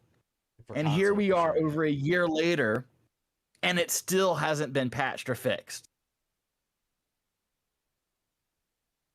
Yeah, I mean, to be honest, I think it's, and maybe I'm just choosing to be a tad more charitable, but I think it's more because just games are more complicated to make. They take more time, and consumers are more impatient. Um, First of all, if you make something and you promise something, you should deliver that something when people Agreed. pay for it. Okay? And for somebody to be like, oh, well, it's more complicated now to make games. That's like saying, oh, I can't clean out my closet because I don't know where anything is in there. It's your closet. You should know where everything is in there, no matter how messy it is. And if it is, just clean it out and put it back in neatly. It's your closet. It's your stuff. Now, if they sent me Cyberpunk and were like, clean it up, it would take me a while to go through everything to see where everything is and mm-hmm. get to understand it. But you made it. You already understand it. This is easy. And it's been over what? How many years? We're going on 2 years, year and a half since Cyberpunk came out? No, December 2020. So Okay. just over a year. So 13 months, mm-hmm. and we've had small patches, because I still play it. Uh-huh. And I'm just like, everything that was broken at the beginning still kind of broken now. With Witcher, it wasn't like this. With Witcher 3, yes, it was like every day. Witcher 3 every day was getting better and better. Witcher 3 was I would say busted. It was broken as all get out. Witcher 3 was busted at launch. But literally every day, it was just like, here's another patch, here's another patch, here's another patch. And then like once a month, it would be a big patch. And then every day they would be on Twitter explaining what they're doing, explaining, talking with the community and all of these things. And it was great, great, great, great, great. And Witcher just got better and better and better and better. And then they go public, get funding for Cyberpunk, all of these things. Nothing. Mm-hmm. They did a tweet today. That was the first time I saw them tweet in forever. Yeah. And I was just like, come on. Yeah. Come on, guys. I'm standing up for you. Don't make me look bad. Yeah, I mean, and that's the thing, it's can't really I can't personally make it because I don't know enough about the tech side or the business side to say, well, this is the reason why games are coming out in worse states or, or whatever. I mean, I do think that I don't think they're coming out in worse states. I think they've always come out broken. Yeah, I mean, you remember the first Crisis? Did you play the first Crisis? No. Oh my God. Okay. So like this is like when the 760 GTX card was like really big and stuff like this. Okay. So Crisis comes out, and the word on the street before it launched was like it would tax even the best computer. Like even the best computer can't run Crisis on ultimate settings. Okay, so that's where the joke "can't run Crisis" comes from. Because even today, Crisis 1 from 2007 will still like crash your system. It's so like because they like render every leaf in like HD and stuff. But it was so broken, like you couldn't run it even like on low settings. There was just so many bad things with it. And that's just how it works. Like I think Oblivion actually ran pretty good on PC when it came out. Like it. Yeah, I played it on an Xbox. Yeah, like I played it on PlayStation, I think. And it was just it ran fine. It didn't really need anything, but then again, I wasn't really looking for anything broken either. Yeah. I remember Crysis just crashed my computer and made it smoke. Yeah, and well, I also think I think part of it is the consumer has a better understanding of what to look for things that are broken now than they did back then. Yeah, that's a good point. So I think our eyes are more attuned to see what's broken than they were, because I think back then, I mean, whether you were on console or PC, it was, well, did my game just crash? But that was really the extent of whether or not something was wrong.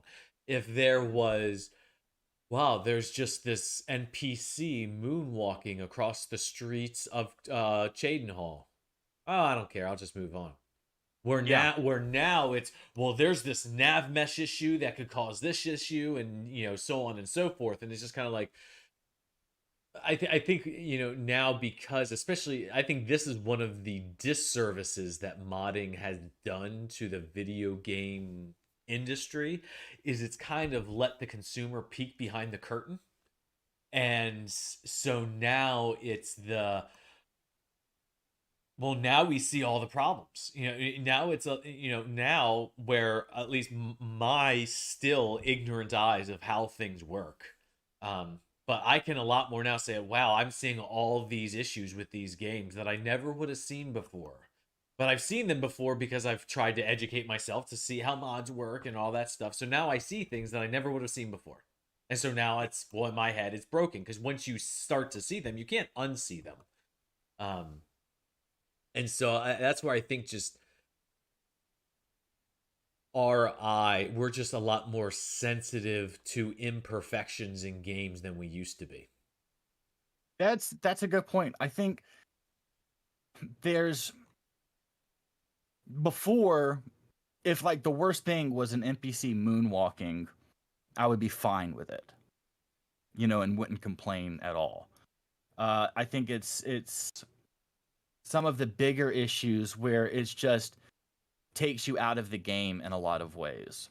Like for me, like in Cyberpunk, you would commit a crime. Even now, if you play Cyberpunk and you commit a crime, cops just appear all around you. Yeah. And you're like, whoa, no chases, no nothing. Running is impossible. It's the weirdest, like, and that's just one of the things. And you go, well, is that forgivable? Well, not really, because the whole game is based around some level of crime. Yeah. So if you commit a crime and then 20 cops pop up around you immediately, they just glitch into place. It's game breaking.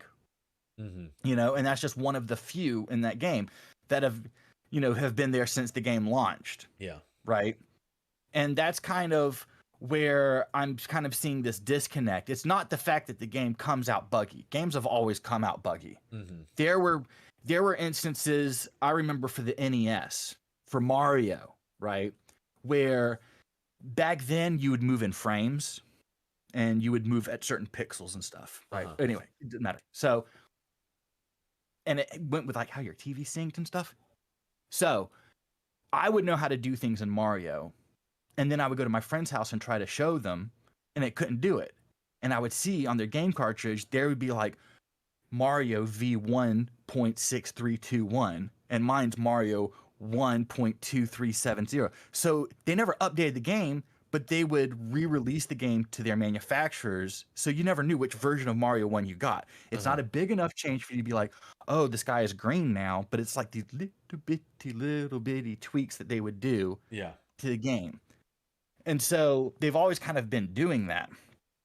What has bothered me now is the fact that they're unwilling to fix it because it'll be too expensive, or they would just rather just move on to something else, or what could we implement instead that would make up for this, right? Yeah. And you just go, why don't you just fix the problem? And well, what if we just give you a battle royale mode? No, I just want you to fix the cops. Please. Yeah. And it's funny that was I agree with the police or the crime system in Cyberpunk's a good example of where, I just think the developer needs to, I think that is an instance where they look at the ROI for fixing that and they say it's not worth it. And I think that is a shame. But I think there's other instances, and you brought up Fallout 76. I'm gonna do my debate, my standing up for Fallout 76, because I really enjoyed it. It just wasn't that buggy for me, to be honest with you. But I remember having several conversations with people for in regards to Fallout 76 who tried to play it, and they're like, well, I don't like this, and this. The game is crap. And just for example, one of the things would be like, I don't like the way that how items are weighted, because you have a stash system, so you have to be strategic with what you hold and what you don't. It's just like, well, that doesn't make the game crap. It's just not your preference, and that's okay. It's okay that it's not your preference, but that's not a negative. That's That's not not a negative mark on Bethesda. It's just not how you prefer it, and that's okay.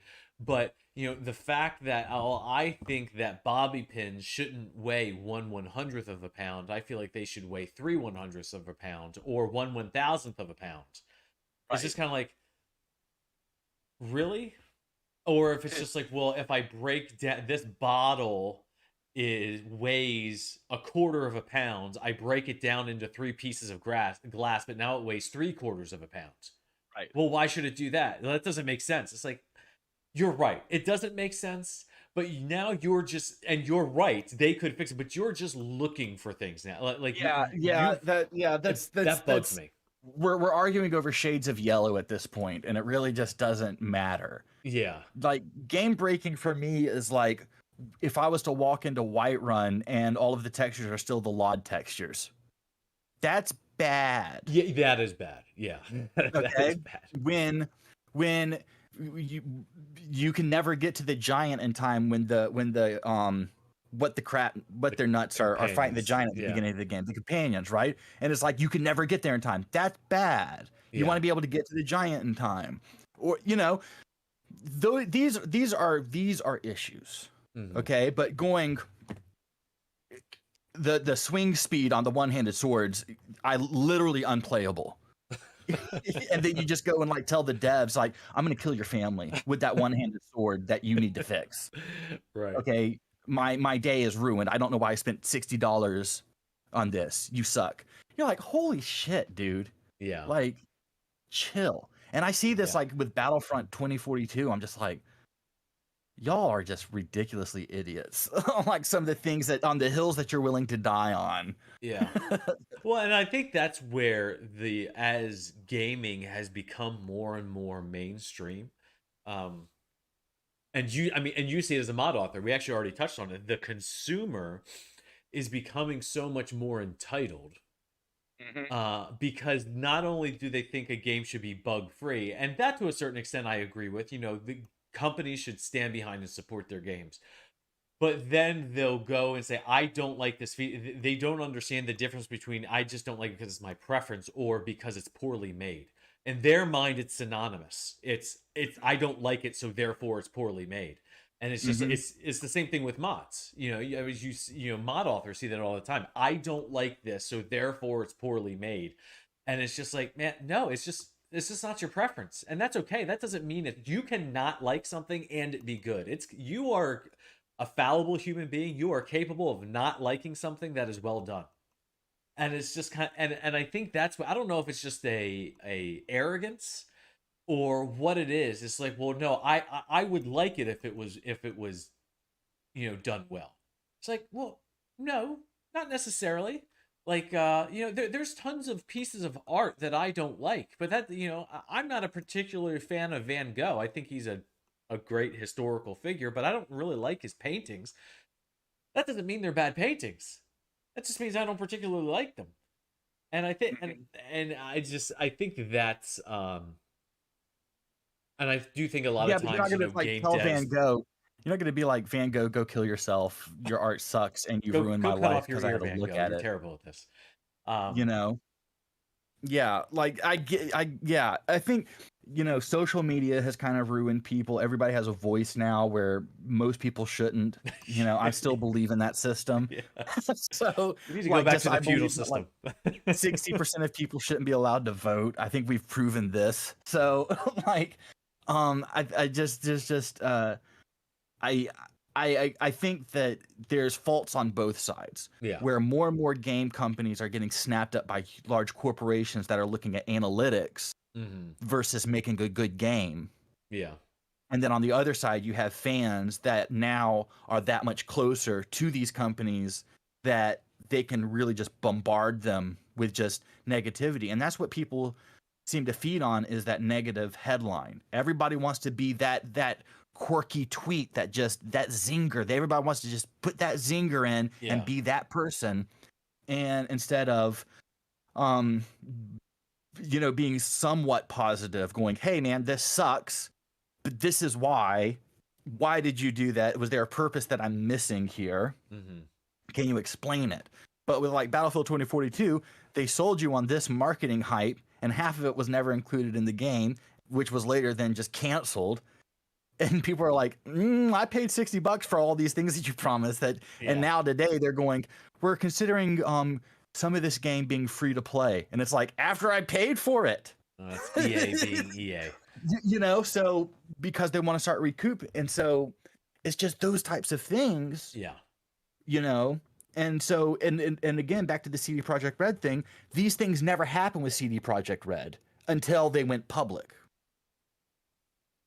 You know, and it's like, as much as I love them and I'm still going to play them and vouch for them, it speaks volumes when it wasn't happening when it was private, and it is happening when it's public. Yeah. So yeah, there's only one get that. variable here. Yeah. And yeah, and I get that. And it'll be interesting. But I still love them. It'll be interesting to kind of have this conversation, 5 years from now, and it's like, okay, well, what is the actual finished product of Cyberpunk? Because they did cut a ton of stuff.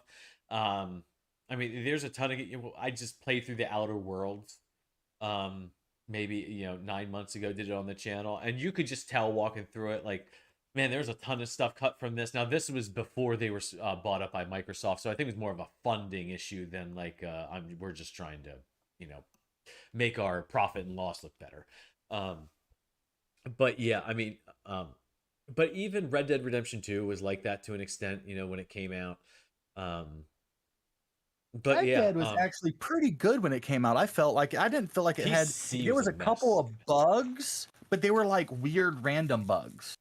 Like that's a funky bug. Yeah. But it wasn't like this game's broken. It was just like funky bug. See, Moonwalking horse. They held off releasing it for PC a couple years after it released on console. Oh yeah. Because Oh, yeah. PC was a mess. But Yeah. yeah, but I think that's the but I do think that, and I guess it kind of depends on your bent. See, I'm a pro-capitalist, so the fact that microtransactions and all that stuff doesn't bug me. It doesn't. The fact that I think one of the things that bugs me is these gaming companies, all they care about is money. It's like, yeah. like it's a company, like it's a business, like they're in it to make money. They're not, trust me, there is not even the creative department in these in these gaming studios. Guess what, none of them are working for free. None of them are coming in there because they're working for the passion. No, they're going there to get paid.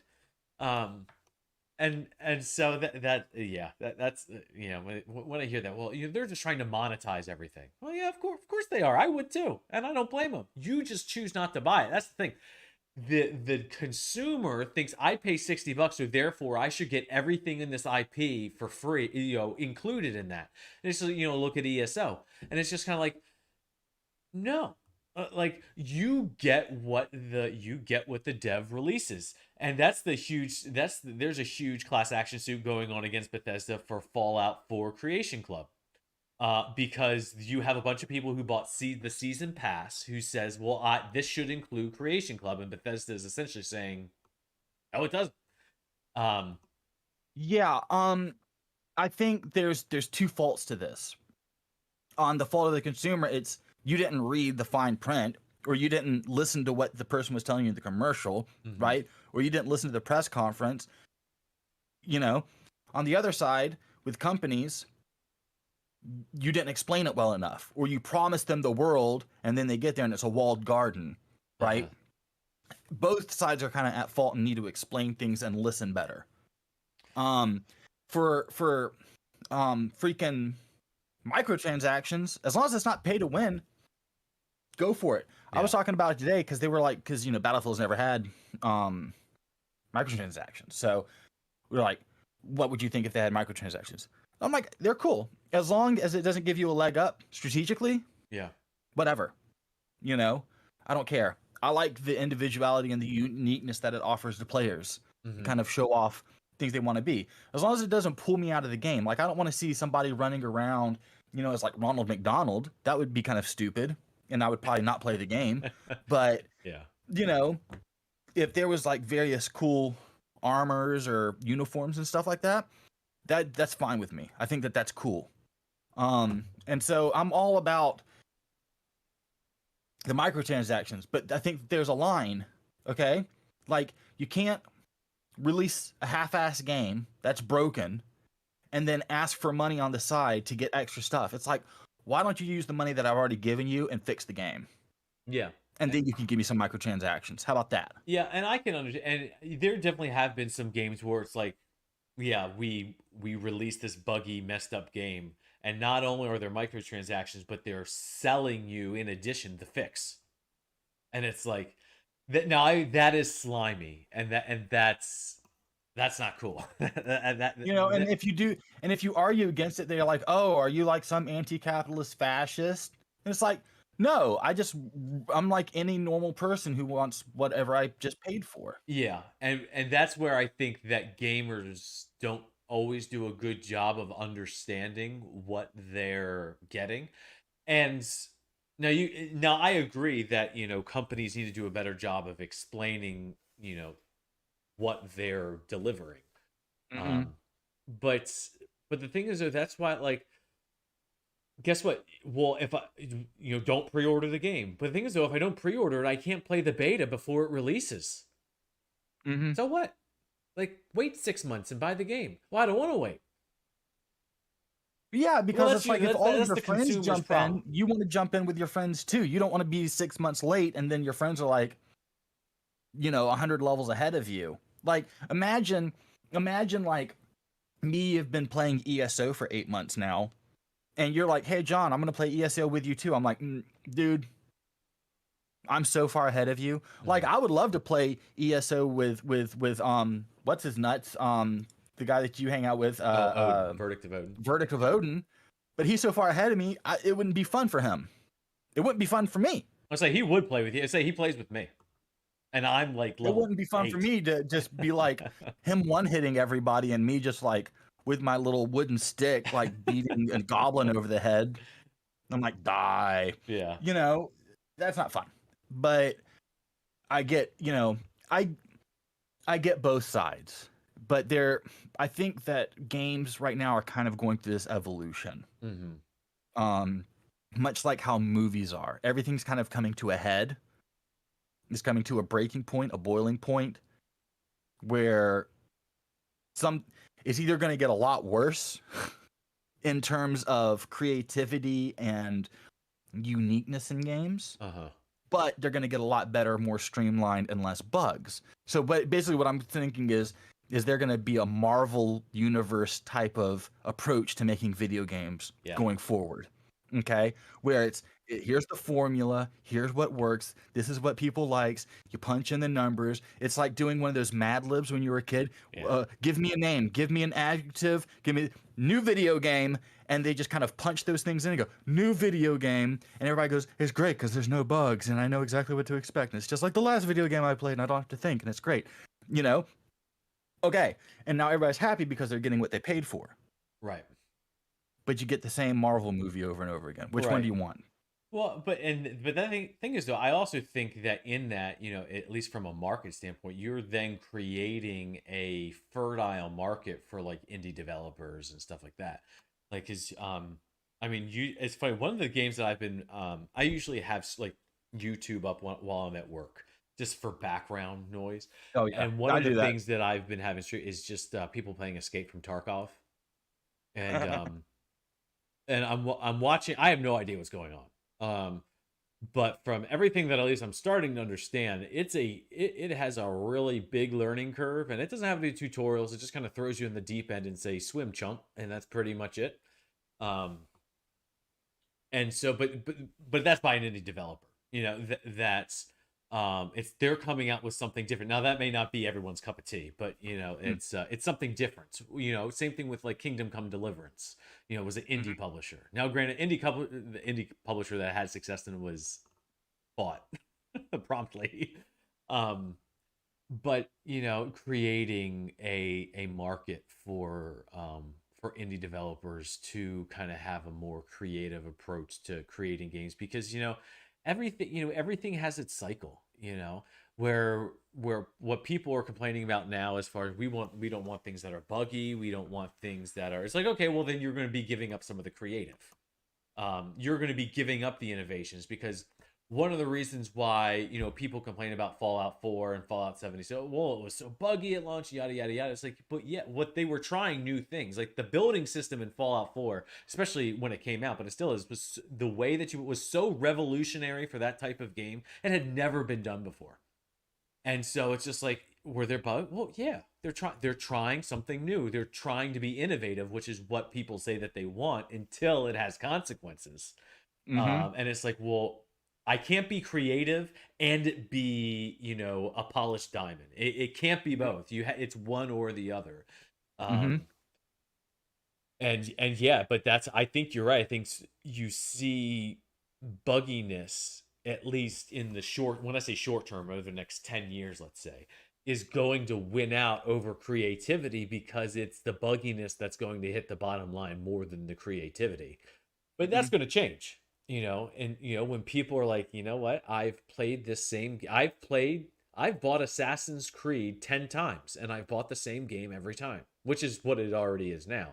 um and it's just like, oh, it's just a different time period and different characters with different voice actors, but other than that, it's all the same. um and but yeah, but then you have, but things, if you don't want that, you got to put up with the bugs. And I think there's going to be there's always going to be this underlying indie game world. mhm. Okay. And we see it like, for every Marvel movie, there's like a really great spy novel or something, Yeah. right? Um, we've seen great indie games to counter these big budget Hollywood games. So we've had like Cuphead, Dark Knight, Hollow Knight, Mhm. etc. For me, I hated all of the indie games. I hated Cuphead. Hollow Knight was just like pompous, full of itself, just like, and it was just a shit game. It was like the hipster guy walking in, like, look at my beard. I'm like, fuck off your beard, whatever. Your IPA, I don't care, right? That's like Hollow Knight was to me. I'm like, if that's indie, I'll take EA games all day long. And me, I love the blockbusters. I'm cheesy. I'll take a Marvel movie and just give me my popcorn and my cokes Mhm. and explosions and surround sound and stuff. I'm not the big artsy kind of movie guy. Mhm. So I'm fine with it, but at the same time, I do like the creativity and bringing new things to the table with every iteration of a game. Yeah. Bring me something new to the table that improves what you did last time. It reminds me, um, the Uncharted series for PlayStation, which is Yeah. about to come to PC, by the way. And if you never played Uncharted, get ready. Yeah, it's great. It's a great game. If you haven't played it, you should. So I was listening to an interview, and this was right when the second Uncharted came out, or the third one came out. I can't remember. But they were interviewing the writers and the producers and stuff, and they said, we took all of the great parts of each game, and we made those the worst parts of the following game. And just how do you build on that and just make it, make something better? Now, at some point, you're going to hit a ceiling. You Yeah. can't just have top right motion forever. You have to go, that's a great gliding altitude. Let's just stay right there. Mhm. And so, but I just really like that attitude of what's new that we can bring to the table that doesn't necessarily one up what we've done, but adds on to it and makes it a more richer experience. Yeah. Not for the sake of just doing something different, Right. but something that actually makes it better. Yeah. So, as long as they're doing that, I think it's great. And I think that if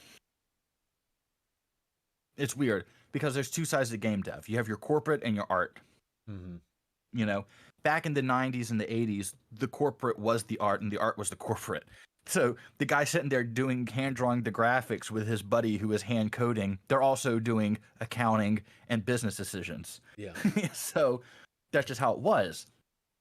Whereas today, the twine never shall meet. And the ones who make the decisions are the ones with the money. And so often the creative aspect is usually what's cut. And I think that kind of sucks. I would like to see the scales kind of shift the other way and take some more risks. You know, keeping that blockbuster feel, but at the same time, you know, let the artists talk. Yeah. They're the gamers. Right. And I feel like Bethesda still does a pretty good job of that. I mean, whether you like it or not, Bethesda or Fallout 76 was a risk. You know, whether you like it or not, you know, the building system in Fallout 4 and the voice protagonist was a risk for Fallout 4. Whether I like it or not should have no bearing if somebody else likes it or not. Oh, right. It's not my aesthetic. Mm-hmm. I played it, you know. The game played fine. It was a lot like Skyrim in a lot of ways. There was a lot of similarities. Mm-hmm. It just wasn't my aesthetic. Right. But I thought that Fallout 4 was, in a lot of ways, it exceeded Skyrim. Like some of the character development. In my short time of playing Fallout 4, I remember a lot of people from Fallout 4. Yeah. I remember characters that I met that I'm like, huh, yeah, they stuck with me. Mm-hmm. And so there's a lot of pluses to it. There's nothing wrong with Fallout 4. Fallout 76, I've never played and have zero judgment on. It's just from what I hear from people going, holy shit, this is broken. Yeah. And it definitely was my favorite. It's not anymore. It's fine now. Yeah. That's what I've heard too. Everything I've heard about 76 was when it launched. Yeah. Is that it launched literally unplayable at launch. And then I never heard anything about it ever again. Yeah. And which is weird just because I played it on console and PC and I definitely had bugs, but I didn't have anything that now part of that depends on your tolerance level. And you know, and whatever, but you know, to each their own, but it's definitely not that way anymore. I mean, it's pretty much fixed and it's yeah, and it's a really good, it's always had an excellent story. And so if you're a Fallout fan but you haven't touched Fallout 76, I would encourage you to give it a try because really at this point you can get it for dirt cheap. And all of its DLCs and expansions, all that, you know, they're all free. And I hear about it from my friend Barbarian. He talks about it and he likes it a lot. Mm-hmm. I mean, I like you know, look, when I played ESO, it blew my mind. There was so much lore in it. Yes. And so much more happening. I was like, this is what Skyrim should have been. Like, I went to Solitude and ESO and I'm like, this is what Skyrim was supposed to be. Mm-hmm. And I'm like, I can't wait for them to do Whiterun. Like, I will pay any amount of money when all of Skyrim is in ESO. Yeah. Well, that's the ESO just feels so much more lived in. You know, it feels Absolutely. so much more alive. So much more lived in. So many more players, just NPCs. It's alive. It's thriving, and there's just something happening. Whereas, and then when you go back to Skyrim, it's just like crickets, and you're like, yeah. Yep. Is anybody here? Yeah. That's right. Well, so it's work coming at 10 past 11. It's definitely starting to get past my bedtime. Yes. But and we've been going for like 2.5 hours. Almost 3 hours. Almost 2.5 hours. But man, this was a lot of fun. Thanks so much for talking about anything and everything with me, from music to Lord of the Rings to video games and everything in between. Yeah. So this was a lot of fun. So everyone, if you look in my description, there is a link to John's YouTube channel. Make sure you check it out. And he'll probably be on streaming this weekend doing, well, I guess you have to do Windhelm now. Like you don't have a choice. That's what I'll be doing. You've done everything else, so there's only one. That's thing the left. next stream is putting Windhelm together. There you go. So if you want to watch, hang out with John, make sure you click the link and subscribe to his channel. If you like this, if you like Skyrim streams, all that stuff, are you gonna do like a Skyrim playthrough at all on your channel? Do you think? They won't let me. They won't let me play through Skyrim. They want to see me mod. They want to make sure that I'm working. What do you want to do? Um, play like Stardew Valley. Oh my gosh, that's like one of the most popular streaming games there is. Just play Stardew Valley. I love my Stardew Valley. I've never played it ever Oh my god, or it's such a seen it. time suck. If you never want to sleep, play Stardew. Oh no, because my kids are going to be in bed with me in about 6 hours, 7 hours. Um, Like, and you can like multiplayer Stardew Valley now. So like, if you start a farm, I'll just go there and tell you what to do. that's fair. Um, but guys, make sure feel free to subscribe, hit that bell notification to this channel if you want to see Skyrim streams. And we have a Discord channel if you need help. John has a Discord channel if you need help with anything modding wise for Skyrim. Just listen, hear from both of us. Read the mod descriptions before you ask us questions. Read the mod descriptions and the comment section. Read them, read them, read them. There's only one excuse for not, and that's if you're illiterate or blind. If those are two things, then maybe we should just teach you how to read if you don't know how to read. But Unless you're blind. Yeah, but if you're blind, then it's excusable. But other than that, make sure you read the description. We'll be more than happy to help you. But thank you guys once again. Thank you, John. It's been a great time, and we'll have to have you on again. Maybe we can play we can play something while we chat. You know, Yeah, that'd be good. Stab some things or shoot some things or whatever. Just hang out and Yeah. yeah. So, but thank you. Thank you guys for coming, and we'll see you